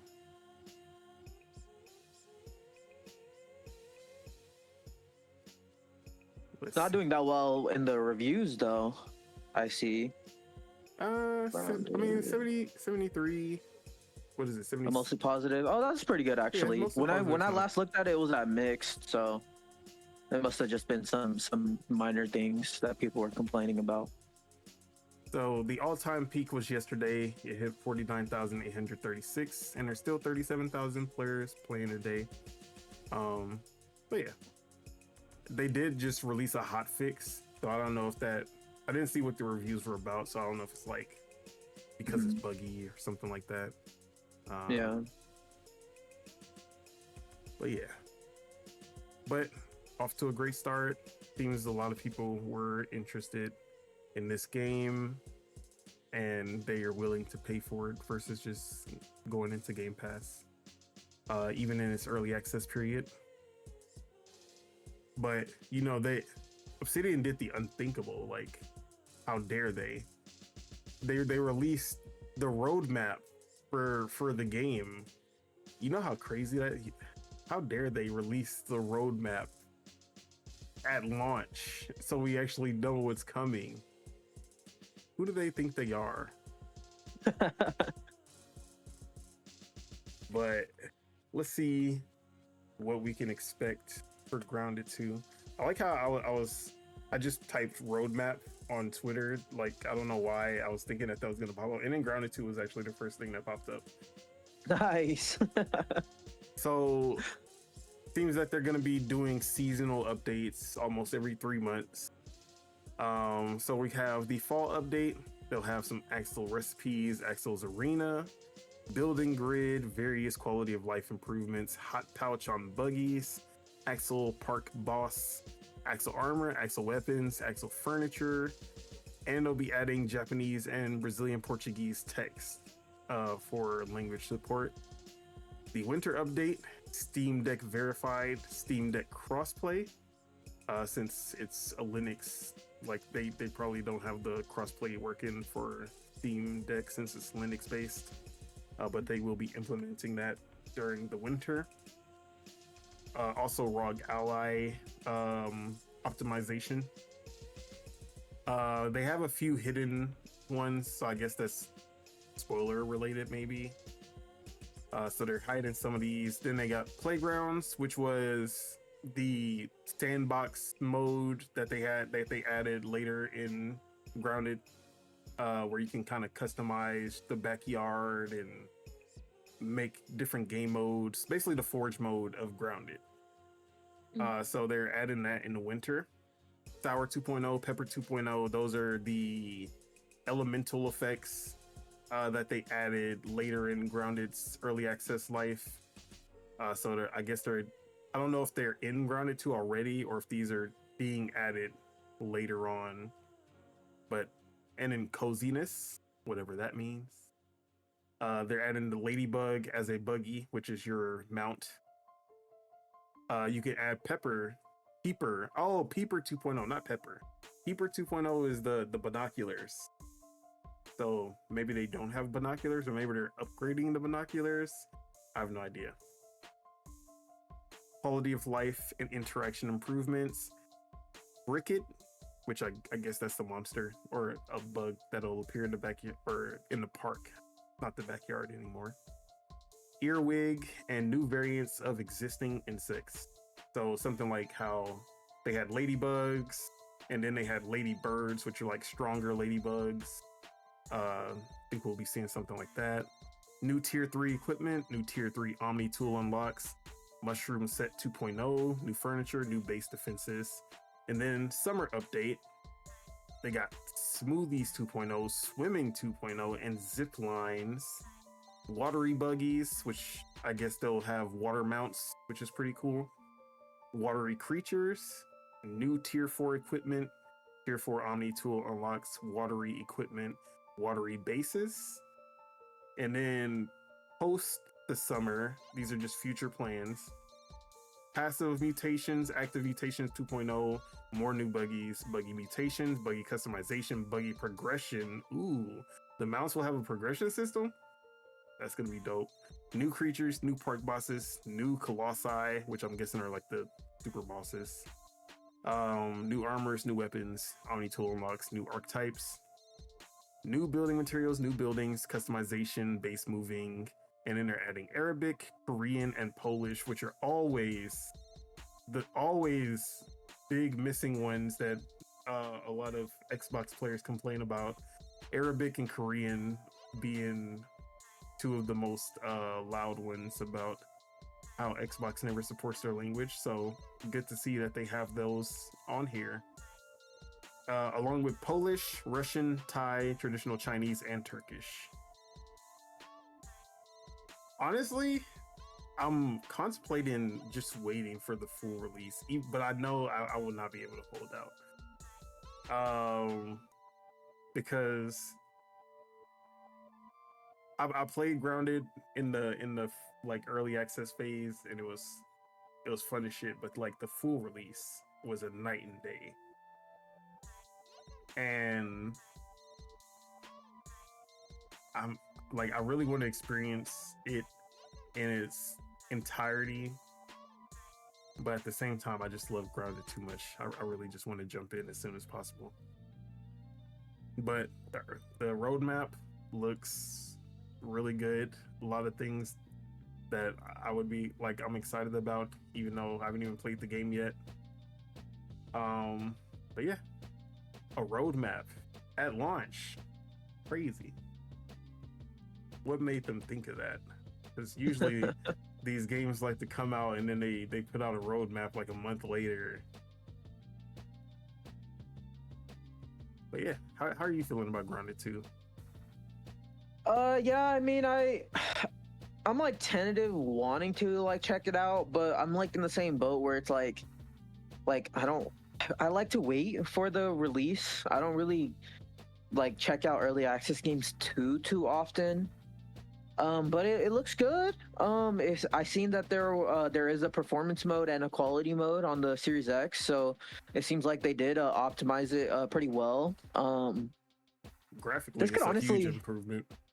Yeah. No, graphically it looks really good. I can see this being announced tomorrow too, honestly. Like that ass. But for the I Switch don't I'm think saying, but since it's in early access, I just don't see it going to any of the platforms while it's in early access. got it for 1.0 sure. only. But what's it called? It looks good though. It looks fun. It looks like they took all the people's complaints from Grounded 1 and kind of addressed them and stuff. So yeah, I mean it looks fun. I don't know if I'll get to it anytime soon, but I'll keep my eyes out on it. Yes, sir. All right, let's go ahead and go on to our next topic. Let's talk about something that only I'm excited about, obviously, because when I saw this news, I was like, hell yeah. But then I saw the comments, and everyone was just like, I can't believe they did this, and all the industry people were like, yeah, they're making a big mistake. And I'm like, I think they're also making a mistake, but I'm excited about this mistake because this mistake is for me. And that is that WB Montreal is working on a new live service DC title as per a job post. And the job post was to oversee all phases of development from concept to post-launch live operations. Now, this doesn't mean it's a multiplayer game, but I want it to be a multiplayer game because, you know, I love my multiplayer games. I love especially co-op. And although this is the team that I really do not care about because Gotham Knights was pretty bad. But if they're making something that is Gotham Knights but maybe more polished, I'm definitely down for that. Obviously, one of my front runners, Teen Titans. We need a Teen Titans co-op game in the vein of Arkham. That would be dope. But now, is this a good idea to go like you Gotham Knights was supposed to be a live service game. You could tell it was supposed to be a live service game, but then they like backtracked enough that, or I shouldn't even say they backtracked enough because it still felt like a half-assed live service game at the end of the day, and that's was one of the worst points of the game. But we know about Suicide Squad. As much as I love that game, it was a complete failure. And you would think WB would be like, let's stray away from that and go the safe route of making a single player game, which I think Rocksteady is probably doing. But you would think that like all of WB would do the Hogwarts Legacy route, you know? But no, they're still trying to figure out this live service game, like live service thing with DC games. And I'm here for it. Like, I understand going the safe route, going to listening to all the people on the internet. But if Suicide Squad was if everyone felt the same way that I felt about Suicide Squad, that game would have taken off and it would have made buku money. And that's really what they're doing. They're like they need that live service game to basically fund their other single player projects and all types of stuff. Because right now WB doesn't have that recurring revenue. And that's what they're looking for. But you have any ideas of what this live service game could be, or any ideas of what you would want it to be? Honestly, no, not really. I don't have that too many ideas other than like Probably something with DC or Harry Potter or They say it's something DC. like that. Oh, they say it's DC? Okay. Uh I mean, I don't know. I don't know why they're doing another live service, honestly. I feel like that's not really their uh their strong suit, but um if it's live service, then it's probably like a Justice League, maybe. Something like that. Uh I don't know, honestly. I have no idea when it comes to DC. I want Teen Titans really bad. Teen Titans? That would be so good. But Justice League would definitely be a good one. Now, I don't think WB Montreal could actually pull that off though. What if it's like the DC version of Marvel Rivals? I was gonna say they could also do that, but also like again, I don't see WB Montreal being the one to pull something like that off. They've always made the lesser Arkham game. They've never been on the level of making single player action games on the level of Rocksteady, but they were always close enough. Like Arkham Origins was really close. Let me see if they've done anything else. That's literally the two games on their website. Okay. It's Arkham Origins and Gotham Knights, and I'm pretty sure they've done like support stuff for games, but so yeah. WB Montreal, I think they're gonna stay in that wheelhouse, which is why I think Teen Titans, or at least I would want them to stay in that wheelhouse. And just learn from the mistakes of Gotham Knights and Suicide Squad. Now, the real question is, are they able to do that? But I would love for some kind of DC Rivals game, or even just going the full MOBA route would also be pretty cool to see with DC characters.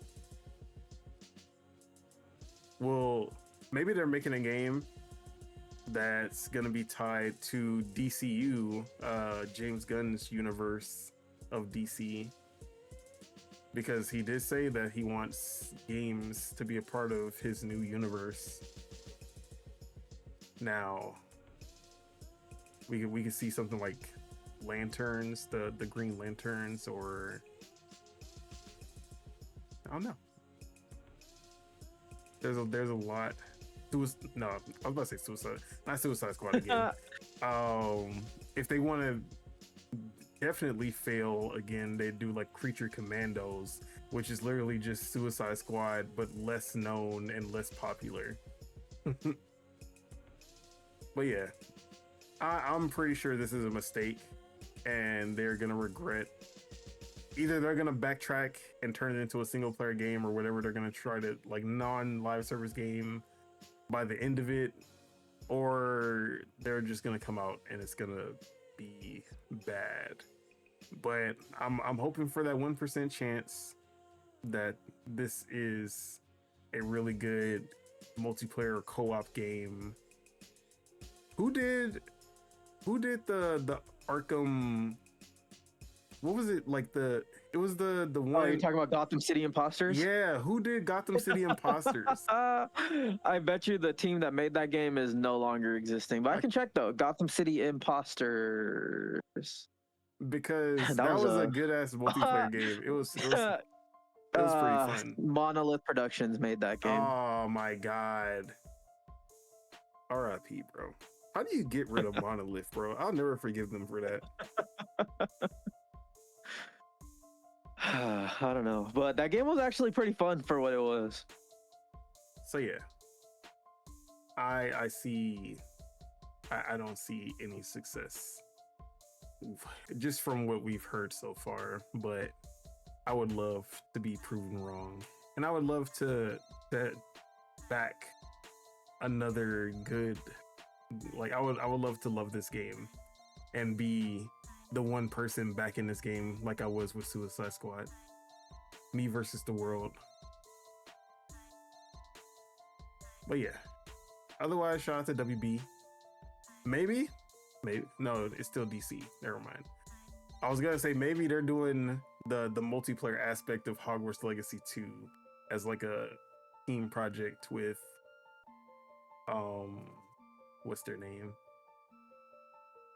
Avalanche. I don't know why I was forgetting their name.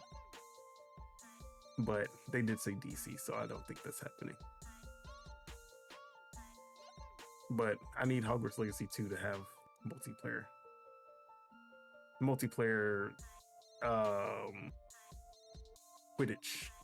Not like that Quidditch Champions bullshit. All right, let's go ahead and move on. So we've been talking about acquisition season ever since Xbox partially acquired ABK and now fully acquired ABK this year. But it seems that with the way the industry has been going, acquisition season just kind of died out. We got the, like, what was the last big purchase? Like, it's literally been a while. Yeah. But although this isn't a big purchase, obviously not on that level of ABK or even like PlayStation buying Bungie, we did have a pretty cool acquisition, I would say, that happened. And that was Atari acquiring Thunderful Group. And if you don't know Thunderful, they are it was Thunderful Publishing that ended up merging with Image and Form, the creators of SteamWorld. Or I can't remember how it happened. I don't remember if Thunderful was a thing or if it was Image and Form and they turned into Thunderful. But either way, Image and Form is the group that makes up like most of Thunderful. And they were the creators of the SteamWorld games. But now they publish games as well, like The Gunk, which we do not talk about. But also they published Lost in Random, the new one that just came out, a game called Vampire's Fall that I've never heard of, and another game called Islanders that I also never heard of. But they are mostly well known for the SteamWorld games that I love. Almost all of the releases for that. But Atari has now acquired Thunderful, and this is coming from Gematsu, where they say Atari has entered into an agreement with Thunderful Group to acquire approximately 82% of the outstanding shares and votes of Thunderful Group for approximately 4.5 million euros. Pounds. This is pounds. I have no idea. Thunderful Group encompasses a global games publishing business, 5 game studios with various creative and technological expertise, and a service business. Its 20 plus intellectual properties include SteamWorld, Islanders, Lost in Random, and Vampire's Fall. This transaction, this transaction marks another important milestone in Atari's development with the expansion of its publishing and development capabilities in the European region, said Atari chairman and CEO Wade Rosen in a press release. Quote, Thunderful is recognized for publishing and developing critically acclaimed games, and with the announced transformation plan as well as the quality and commitment of Thunderful's teams, we're confident that Thunderful will be returning to a profitable growth path while helping to further develop Atari operations in Europe. Thunderful Group also announced a restructuring plan aiming at reorganizing its publishing and development operations in order to reduce its cost base and improve operating cash flow, which probably means layoffs and maybe some studio closures, but we'll see how that goes. Company CEO Martin Wolfis will step down as CEO by December 31st, 2025 in accordance with the restructuring plan. So, yeah. Acquisition season, I guess. Now, Atari is not the first name that pops into anyone's head when it comes to big names at least not in the last 20 years or so. But how are we feeling about this acquisition? Yeah. I mean, Tari's making moves, little small moves here and there, but it's looking like they're still trying to keep in that race. It's looking like they're still, you know, investing more and more into the games industry, which is nice, which is nice to see actually, because we need more players, man. We need more players, even if they're small now. We need people investing, putting putting money into the industry, putting money into to these development studios, greenlighting good stuff. Yeah, I like the idea of Atari trying to kind of like Konami, just trying to Yeah. get back into the to the race of being a big, obviously not a console manufacturer like they were before, but a big publisher out there. And Thunderful Yeah. puts out some really good games. They also publish some really good games like Planet of Lana. That was a Thunderful game. Hmm. So I think this was a really good move for them. Now, if they fuck up anything under Thunderful, like if they fuck up Image and Form or anything like that, I will comfort because Thunderful, like Image and Form, is one of my favorite studios ever.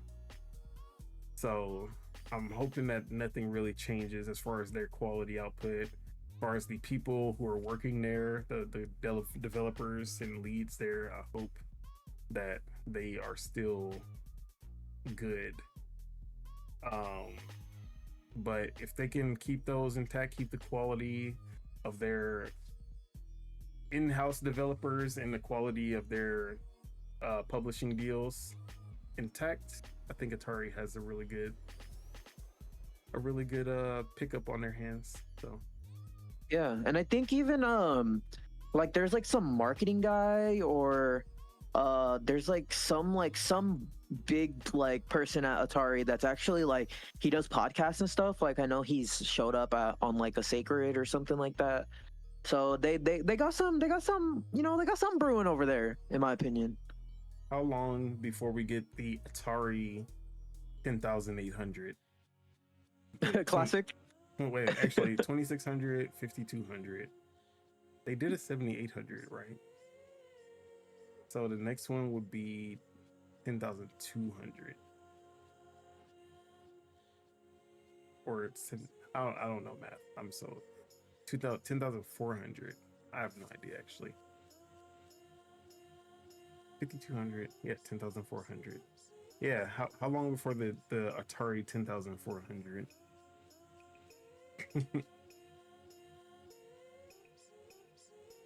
But yeah, shout out to Atari. Hopefully they get back to being those guys.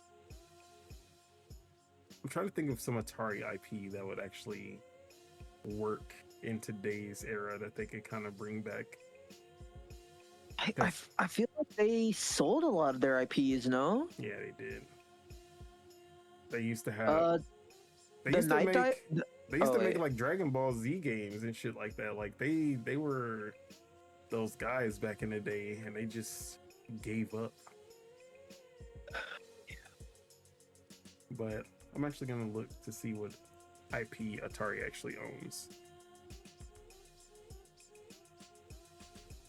Atari IP. They have a bunch of fucking like sports IPs.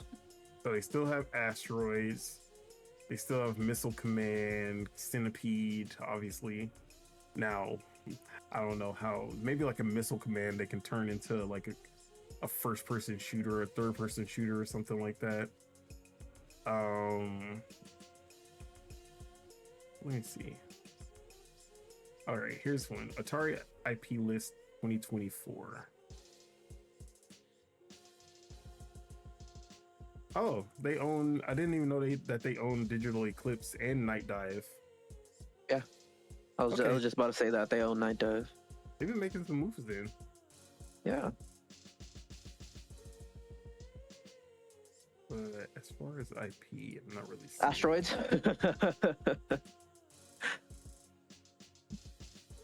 Yeah, I'm trying to see. They don't got much. Well, they got a lot of IPs actually, but they don't got much that I know. Yeah.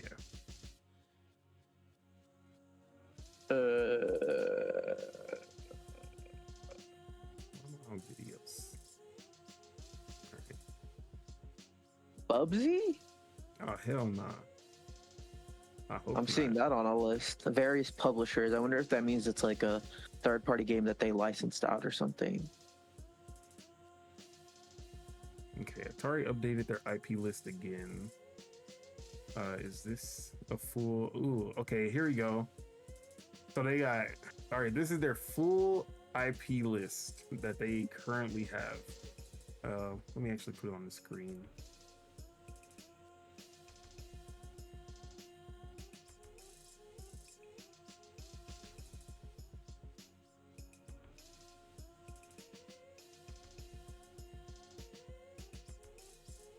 Let's see. No.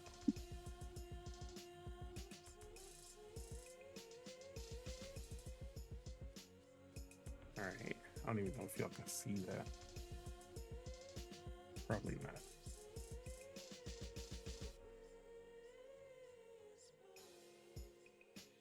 All right. So they have 3D tic-tac-toe. I'm not even actually. There's a lot. So I'm not getting. Just gonna go for the ones that I actually know. So Asteroids, Atari Basketball, Casino, Football, Mini Golf. So they got a bunch of sports: backgammon, barroom baseball, basketball. That could be some. Look, put out a basketball in 2025. I'll be there. Breakout, always a good one. I don't know how they would pull off Centipede today. Cloak and Dagger, Marvel Cloak and Dagger, or something completely different. Look, these like Desert Falcon games, you can make a new, like, you can turn that into like a new shooter.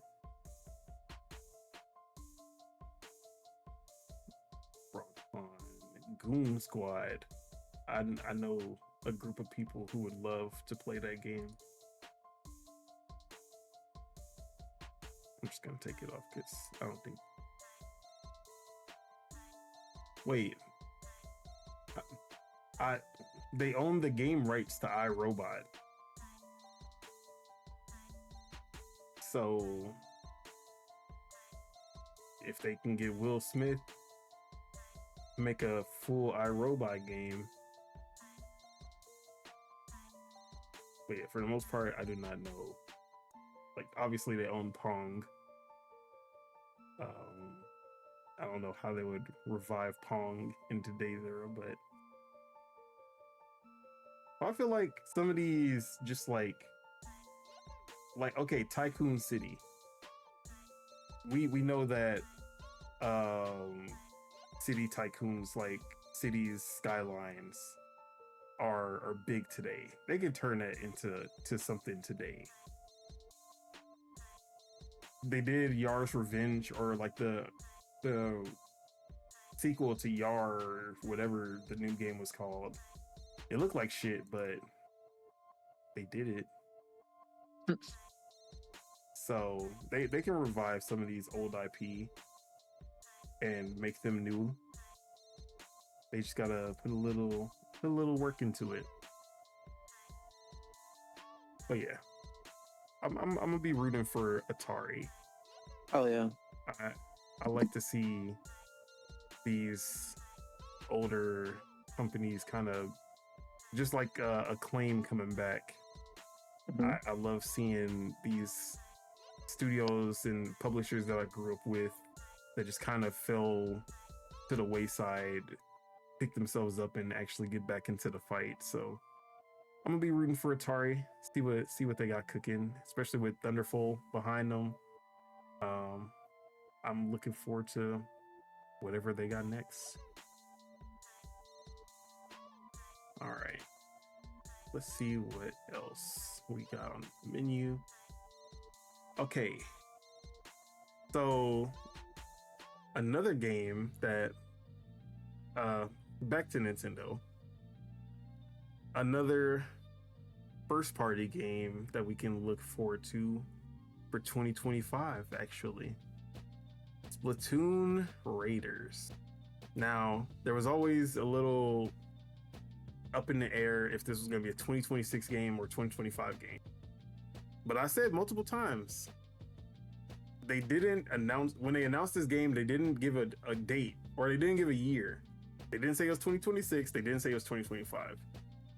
And I feel like if it was going to be 2026, they would have put a year on it. They would have just said it's coming 2026 just to not get people's hopes up. And a lot of people assumed that it was 2026 because of that, but I was like, I think this is a 2025 game. And according to a retailer in Malaysia, they actually had some details about the game as well as it being a 2025 release. But some of the details that came out is that it's going to focus on adventure and exploration. So there will not, most likely there will be no multiplayer in this game. It'll have more of a story element. There will be a new quest system, which I think this is going to be more of an open, maybe not an open world, but like, or I think it is going to be open world, but like survival style open world, which is what I kind of, that's the first thing I thought of when I saw the trailer and I saw the name. I was like, it's going to be like some kind of survival game in the Splatoon universe. And they say that the mechanic, which is what they call the player character, is skilled in mechanical modification. So that is basically all that we got from that, from the retailer, which I didn't see a name for this retailer. They just keep calling it a retailer in Malaysia. So obviously take it with a grain of salt. This is not confirmed. But I would think they got this info from somewhere. But if this is a 2025 release, that just makes their first party lineup for the rest of the year even more stacked. Where do you think this would fall if it is coming this year? Honestly, bro, I'm gonna say December. December? Yeah, I'm saying December. I was thinking November. November? Okay. I think this works more as a holiday title than anything that they have that has already been announced, at least. But I think this is the only other first party game that's coming out this year. I don't think, even if we get like a September direct, I don't think we're gonna see any first party games coming out this year. Maybe, or at least not any new one. I can see like a random Switch 2 edition with like expansions, so like the Kirby and the Forgotten World or Kirby and the Forgotten Land DLC. I could see a remake or like remaster or collection like Metroid Prime or something like that popping up somewhere. But as far as a new Switch 2 game like this, I think this is it for the rest of this year at least. What do you think? Yeah, I would say if there is anything like that is coming out this year, it's gonna be like small or like NSO stuff maybe. I don't see them announcing anything like new for this year unless it's like something for Mario's 40th. Like that's the only thing I have. But outside of that, I think what we know is what we're getting. But as far as first parties. Okay, I can see something small like it. Maybe they bring back Super Mario 35 and they call it Super Mario 40 or something. And instead of Super Mario Bros. 1, it's Super Mario Bros. 3 this time. Like something like that for Mario 40 would be cool.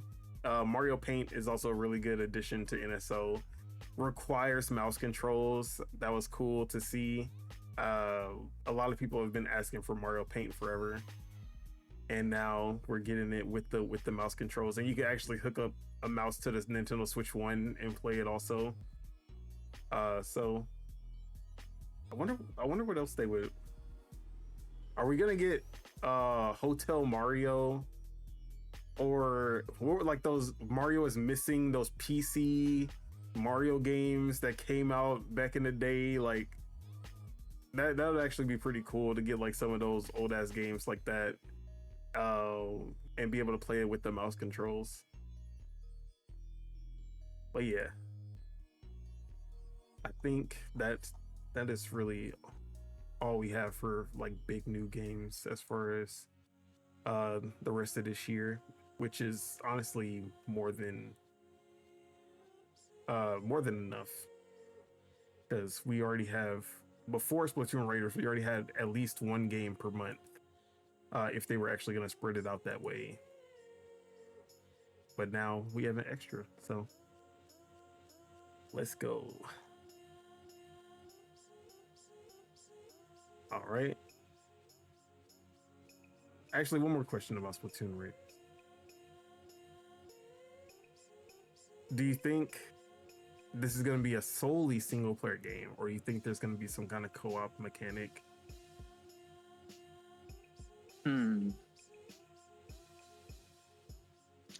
I feel like there should be something multiplayer tied to it, because Splatoon's identity is multiplayer.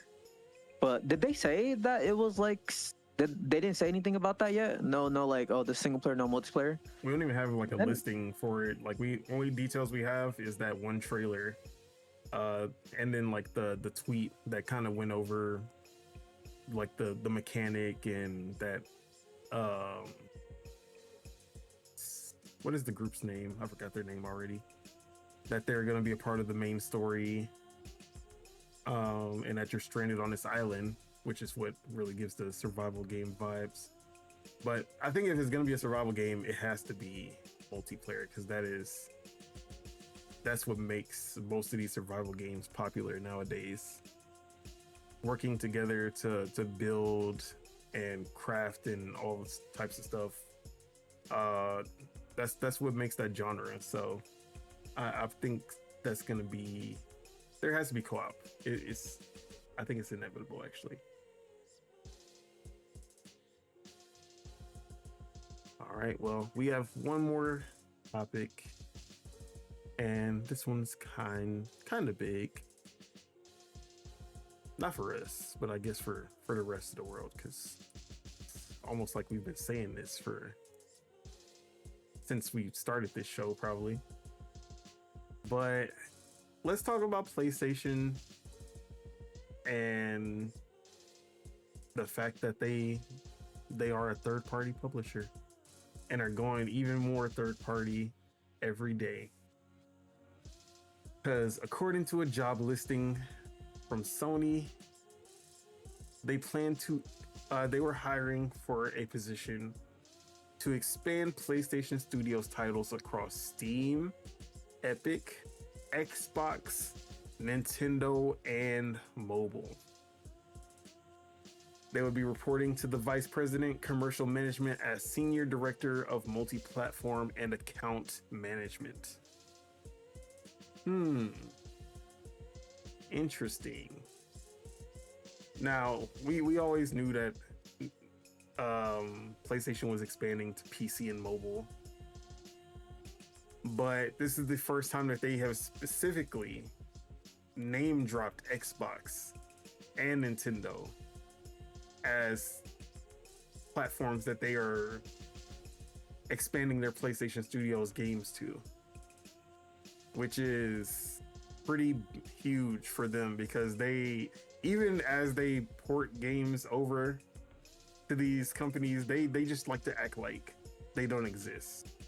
You know, they like to keep up this facade that they are still the same PlayStation, and that PlayStation is like, they especially Xbox, they really like to just act like Xbox does not exist whenever they can.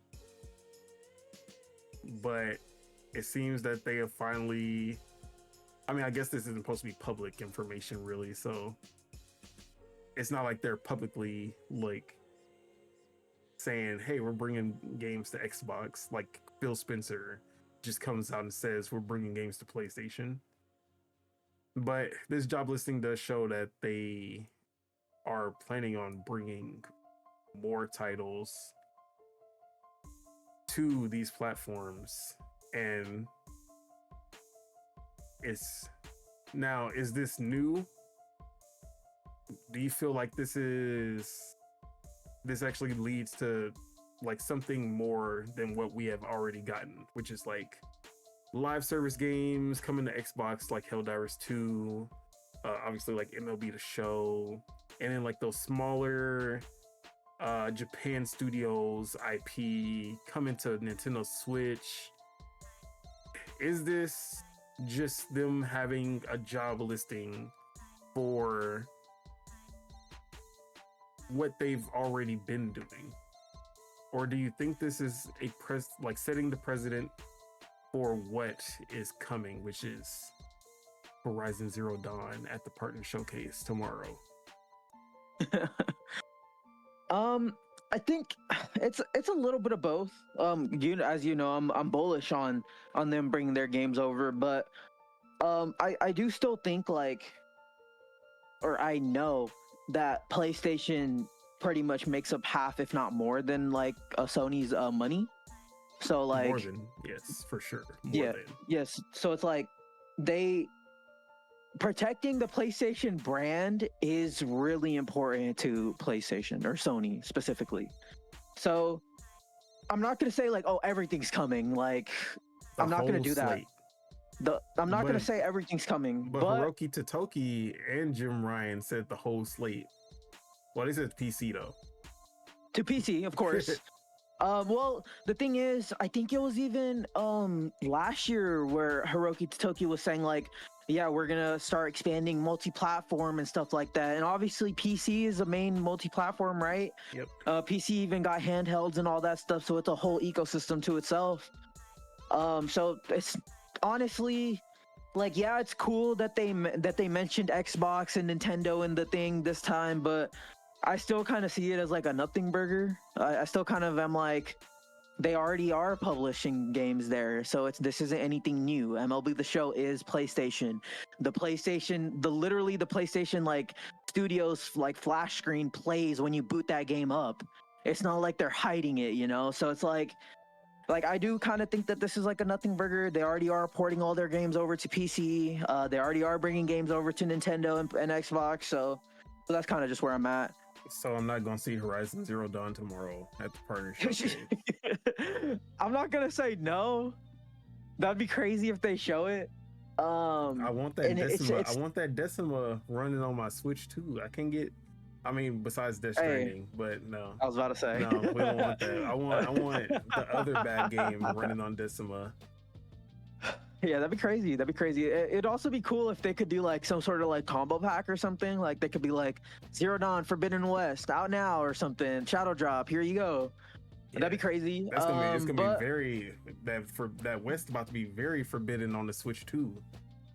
I'm actually I would get Forbidden West on the Switch too, just to see how they get it running. I mean, it is a PS4 game at the end of the day. I'm pretty like, that's not gonna be... the expansion, the expansion's only on PS5. I mean, same with Cyberpunk. I think they'll make it happen. Yeah. But I still think like it's not anything we don't know, you know? Like, we obviously know that PlayStation's bringing games over to Xbox. We know PlayStation's bringing games over to Nintendo, and we already know PlayStation's bringing games over to PC. So it's like, nothing is really new. Then why is the PlayStation community having a fucking meltdown? Like, I see honestly, some PlayStation dudes who were just making fun of Nintendo, and they jumped ship to Nintendo.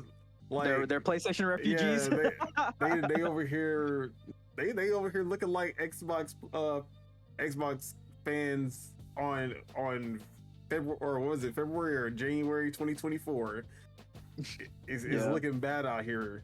I'm over here like, bro, just 4 games. I'm over here like, nothing has changed. Like, literally, this listing is just them having a position for something that they've already been doing. Like if you didn't crash out when it was Helldivers 2, like coming to Xbox, why are you crashing out now? Because With did you nothing really being believe announced. did you really believe Helldivers 2 was just a one-off situation? Like, I don't think it's gonna happen like bam, we just about to start seeing all of these games get ported over. It's gonna be a trickle because PlayStation wants, like, they're not gonna just jump head first, like how Xbox was just like, here's Grounded, here's Sea of Thieves, here's Pentiment and Hi-Fi Rush. Yeah, Grounded and stuff too. They're not gonna do that. They're not gonna go straight into like the next game being one of their biggest IP ever, Forza. Now it would be cool to see like Gran Turismo get ported to Xbox and Nintendo, because that would just be like, bro. Because Gran Turismo hasn't even been on PC. But like, I don't think we're gonna see that anytime soon. Now, like we said before, if there's any single player game that gets ported over, it's gonna be Horizon. That just always seems like their test bed, their first, the one that they shove through the door first, and they make sure it's safe. And if she dies, she dies. It's okay because it's just out of the way. They don't actually care about it. They obviously do not care about her. They're like, yeah, you gonna take all of the bullets, and then we'll see if it's safe afterwards. But for whatever reason, that game still sells. Yeah, it sells a lot. They just updated their numbers, and it sold like 5 million more copies or something like that. I'm like, who are these people buying this game? That's what I really need to know. Yeah. Yeah, I mean, it's kind of just as I was saying, like the PlayStation brand is like what they're trying to protect, but at the same time, it's kind of like who in 2025 is buying a PlayStation just for like a Spider-Man 1, you know? Like it's also that kind of question that I'm sure that Sony's asking themselves, or the execs and stuff like that.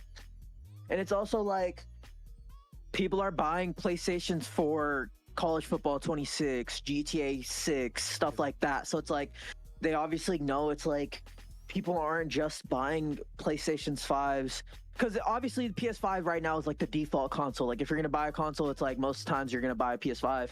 But it's like who is buying a PS5 for those old ass exclusives at this point? It's like I'm sure they're asking that.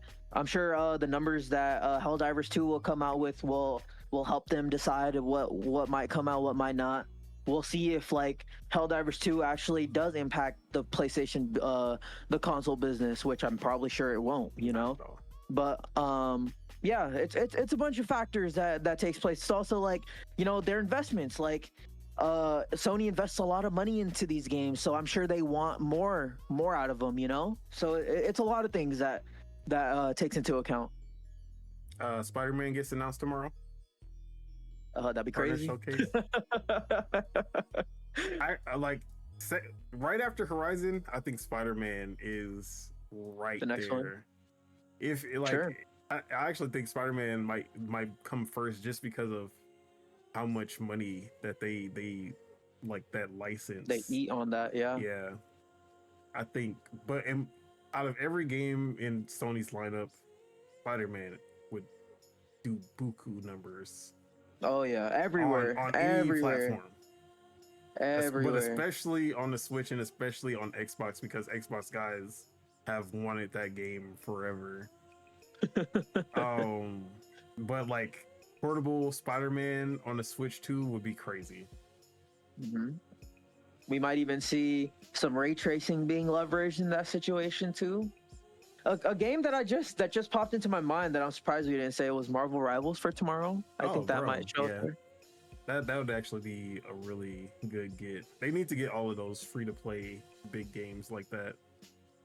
Fuck it, get Counter-Strike on there too. They already have Overwatch.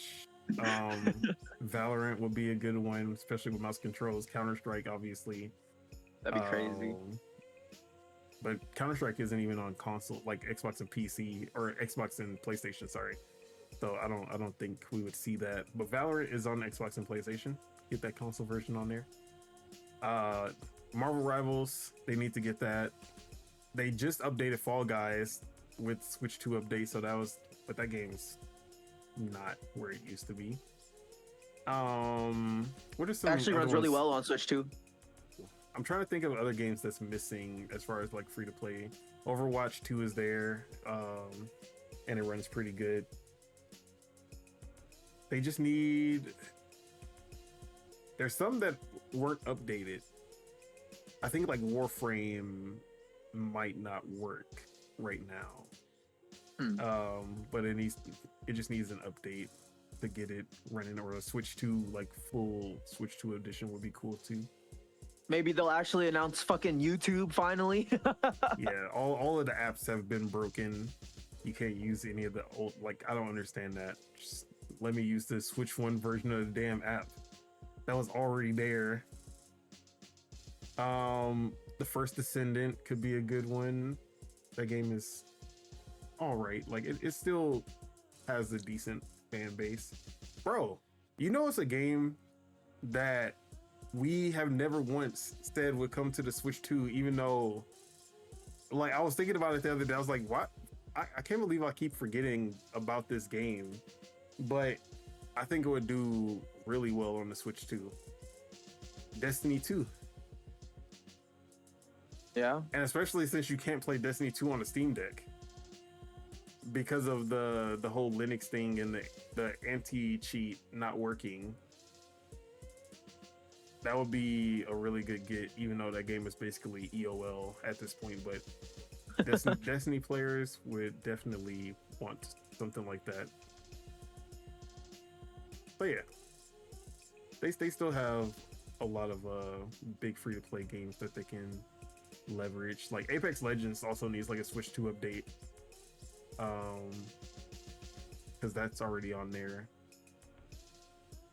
But of course, Call of Duty needs to finally get announced for the Switch 2, as promised by Phil Spencer and Satya and everybody during the acquisition. But yeah, as far as PlayStation, slowly but surely, those titles will come, and it's gonna be. It'll be a while before it won't be a big deal every time one of these comes over. Like, we finally got to the point where when the Xbox game gets announced for PlayStation, it's just like, Yeah. And it's gonna get to that same point with PlayStation where you just accept that this is the way things are happening. So yeah. But anything else you want to add to this topic before we go ahead and wrap up the show? Other than like PlayStation is kind of like Apple in a sense that like they let other people kind of do like the shit first, like toil around and tinker around, and then they're like, okay, we're finally gonna do it when it's like all said and done. So in that sense, they're a lot like Apple. But I'm excited though. Actually, you just brought it up. Speaking of, there's one topic that I have to bring up now because I forgot to put this on the list. So, hold on. Bro, I don't know if you see your camera, but you're fucking green and shit. Green. It doesn't show it like on for you. Here, let me show you. No. I got you. Here, I'll post it in the notes. All right. This is how it looks like for me. Let's see.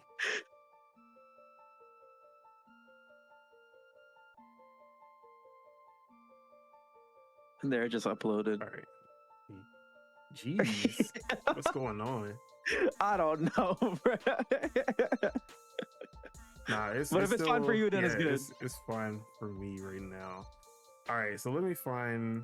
I forgot to bookmark this, so I didn't put it in the topics. But I gotta get this, and I was the one who posted this in the news feed. I just didn't uh put it in the podcast notes. So all right, we gotta address something here because I got some words for some of these people. Because Sony is exactly what you said. They are Apple. They wait.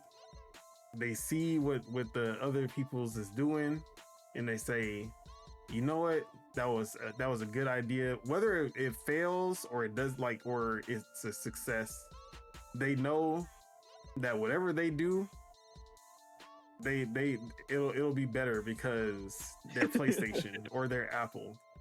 Yeah. So it's like, oh, you know, that didn't work out for them, but we can make it work because we are who we are.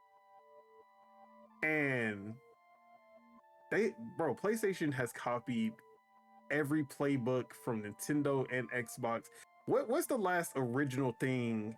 Like, what's the last move that PlayStation made that was just like, yo, this is some crazy, like, only PlayStation could think of this type of shit that we have seen from them. The last thing that they did was we gonna go strictly AAA blockbusters only, and look how that turned out for them. That was the only PlayStation move that we have seen from them. Everything else has just been a play that they took from somebody else and tried to do it on a PlayStation way. PS Plus Extra and Premium. Like, bro. So we know Nintendo loves suing people. And we know Nintendo loves to patent gameplay shit and just be obnoxious when it comes to any company that comes anywhere near one of their IP. And we know what they're doing with Power World. I think we both do not agree with that. We don't like what they're doing with Power World.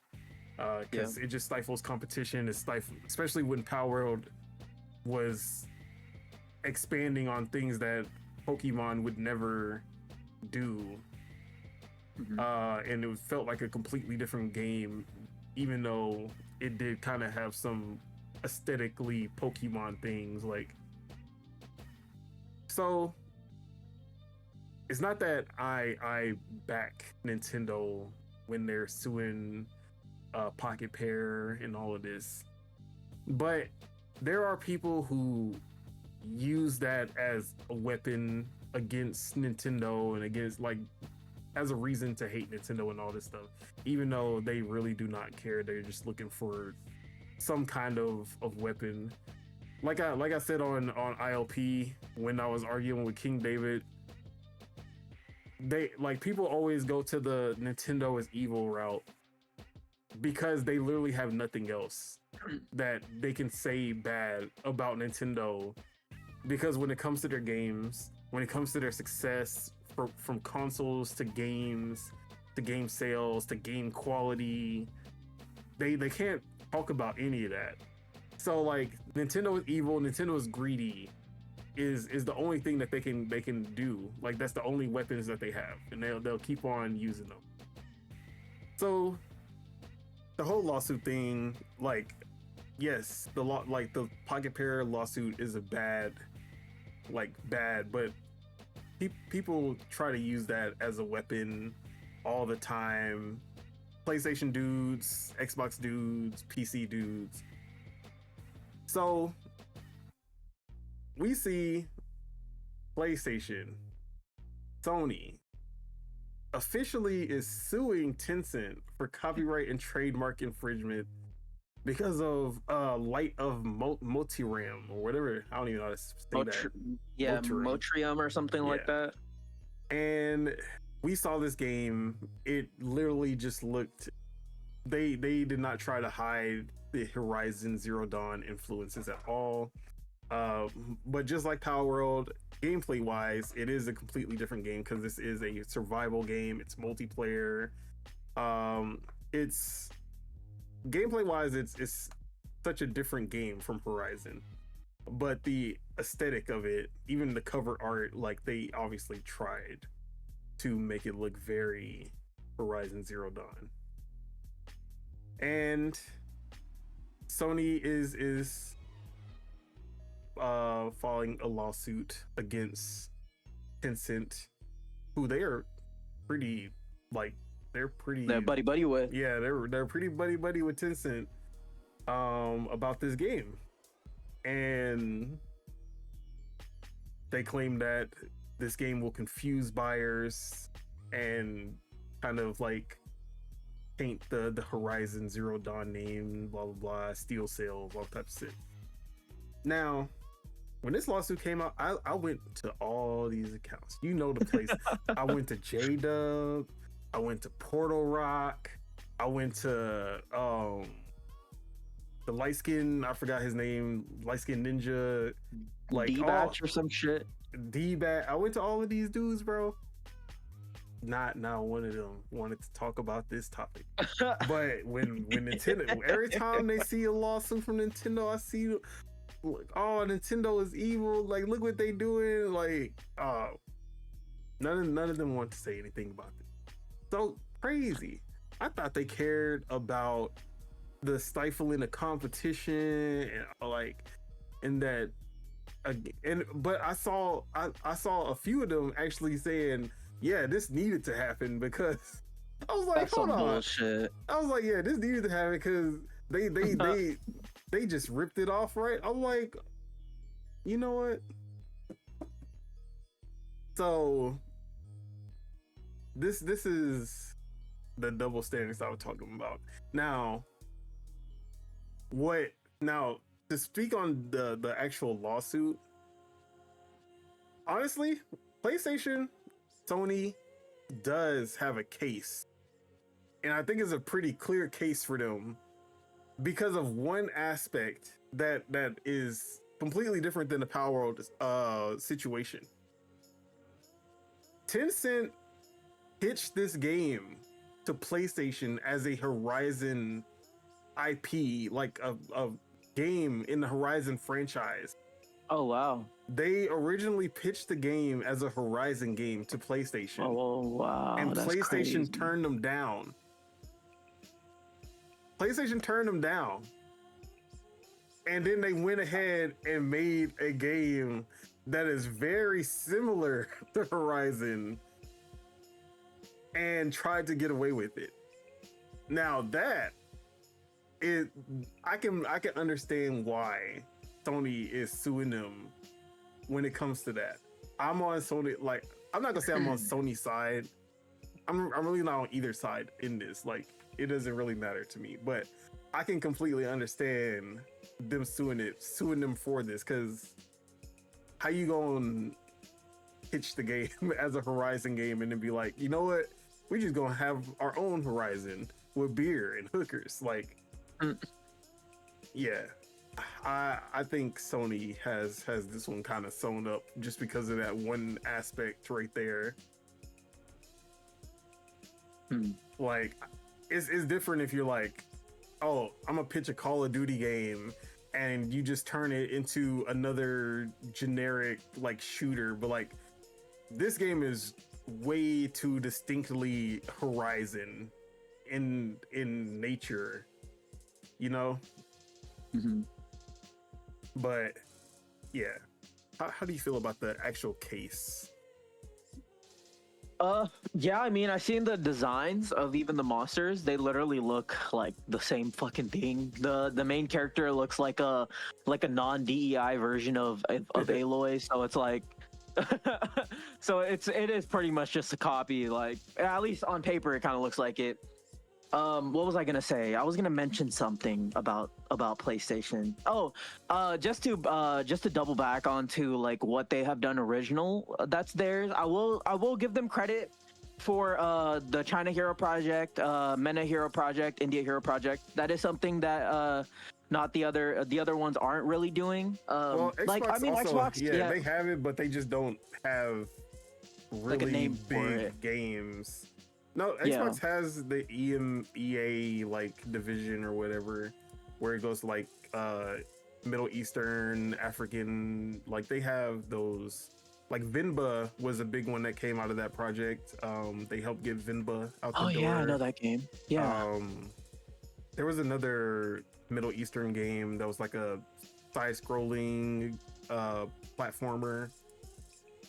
So Okay. they've gotten some projects out from there, but they haven't been on the scale of a Lost Soul Aside or Black Myth Wukong. Like obviously they have not put out anything of that scale. But Yeah, I feel like that's more of a Xbox not really going for those type of third-party deals. Well, that is literally all PlayStation looks for. But technically, those deals aren't third party though, because those the China Hero project, they do like the PR and like fully first the marketing party. and all that. Yep. Yeah, They get it's the all full first funding. party stuff. They get the full But yeah, backing. I was just gonna mention that because that is something that I like to keep an eye on. That's really cool. They're investing in like upcoming markets, which is really smart. But and the game developers, they are talented, man. Everyone's talented across the board. But as far as this like Motrium thing, I don't know what they're gonna do, honestly. Like I'm talking about for the game, because I do feel like Sony will probably win with that one. They gonna change them to real animals and call it. They're gonna be actual dinosaurs and shit. I mean, what else can they do? That's funny. I think this case is Sona, but I have to bring this up because I the hypocrisy was just crazy to me. Which that's just fanboys in a nutshell. Hypocrisy will always be. It'll always be there. But it is what it is. Anything else you want to add before we wrap up the show for real this time? Just so the Sony thing, or like in general? Yeah, just the Sony thing. Other than I don't know. Maybe imagine Xbox Rare goes after them for that one like pirate game. That'd be fucking crazy. But I don't know. I don't like this precedent of going after well, obviously it's not game mechanics, kind of like what Pokemon's doing or Nintendo's doing, but I don't know. I still feel like, you know, it is kind of like a copy and paste industry in a sense. Like Horizon's kind of like a mix of like Assassin's Creed and Far Cry in a sense, with like a different skin. So it's like I don't know. I don't really like this precedent of going after games, but think of like this. Call of Duty was literally the Medal of Honor team leaving EA and going to Activision and creating essentially just another Medal of Honor at Activision. Like bar for bar, it was still a Medal of Honor. So imagine if Medal of Honor was able to just be like, no, this is too close. We're the World War II first person shooter with the story elements and explosions that shake the screen, and like we're the only one. Like this is too close to what we're doing. And then they killed Call of Duty. Like imagine how the industry would be if Call of Duty didn't exist today. Yeah. So yeah, like it really is a copycat industry. It always has been, probably always will be. And the president of like stifling games because of it being too similar, whereas like if the game is similar and better and people choose that game over your game, sucks. Make a better game. Like at the end of the day, and if your game has a big name like Pokemon or Horizon, why do you care? Like, why do you care what this little new IP is doing? Now, obviously, Power World ended up being way bigger than anyone would have ever expected, but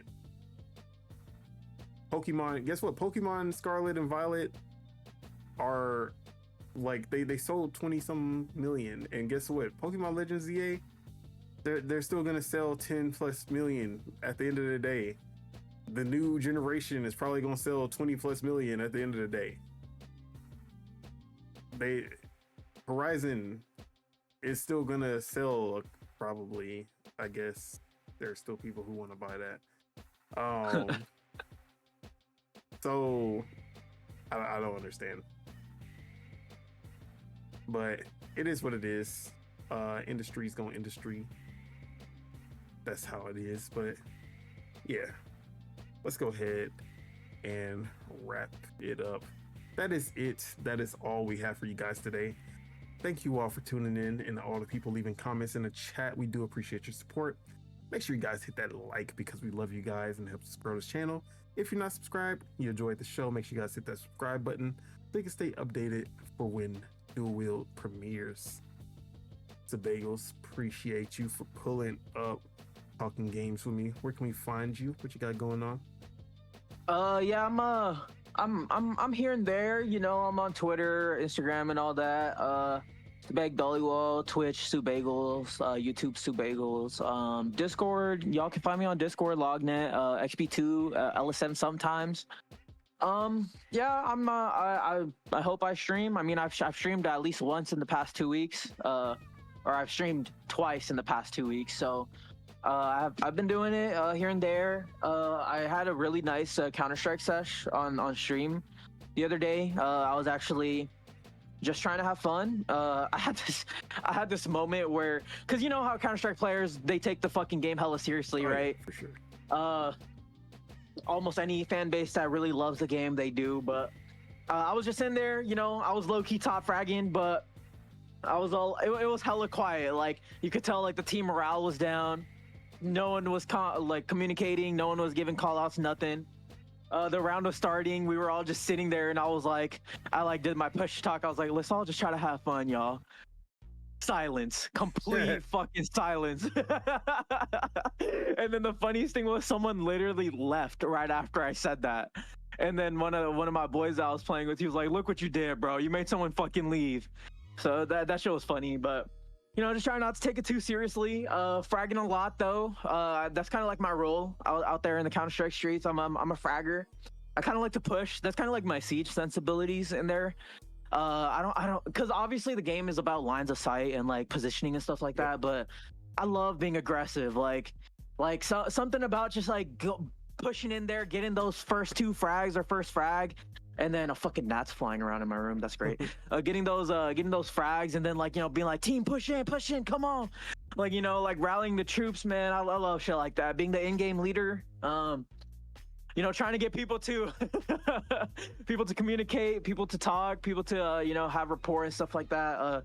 I think that shit's fun, man. But I don't think Counter-Strike is that game, but you know it is that game. Battlefield for sure.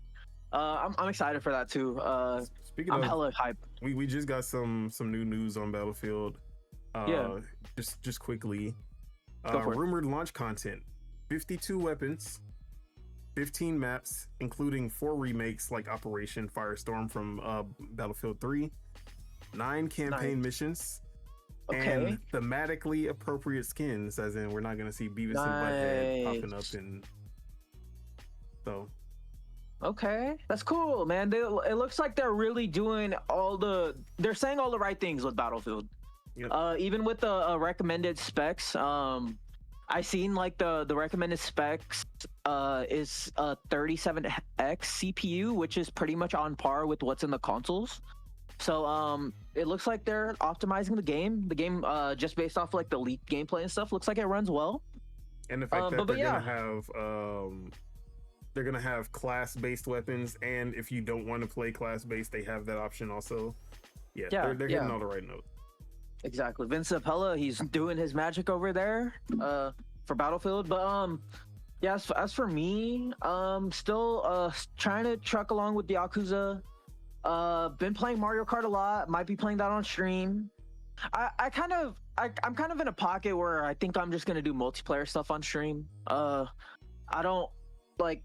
It kind of takes me out of the game when I'm playing single player on stream, you know, like like I'm not as immersed in it. So I think I'm just gonna stick with multiplayer stuff when I stream for going forward. I might do the single player games every now and then, but I have hella fun playing multiplayer games. So I think I'm just gonna rock with that.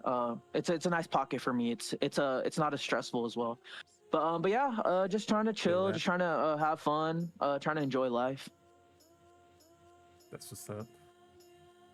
As for myself, Don Otaku, you can find me on Twitter at PastaFeet, F3ET. You can find me on twitch.tv/Don Solo, SOLOW, one day.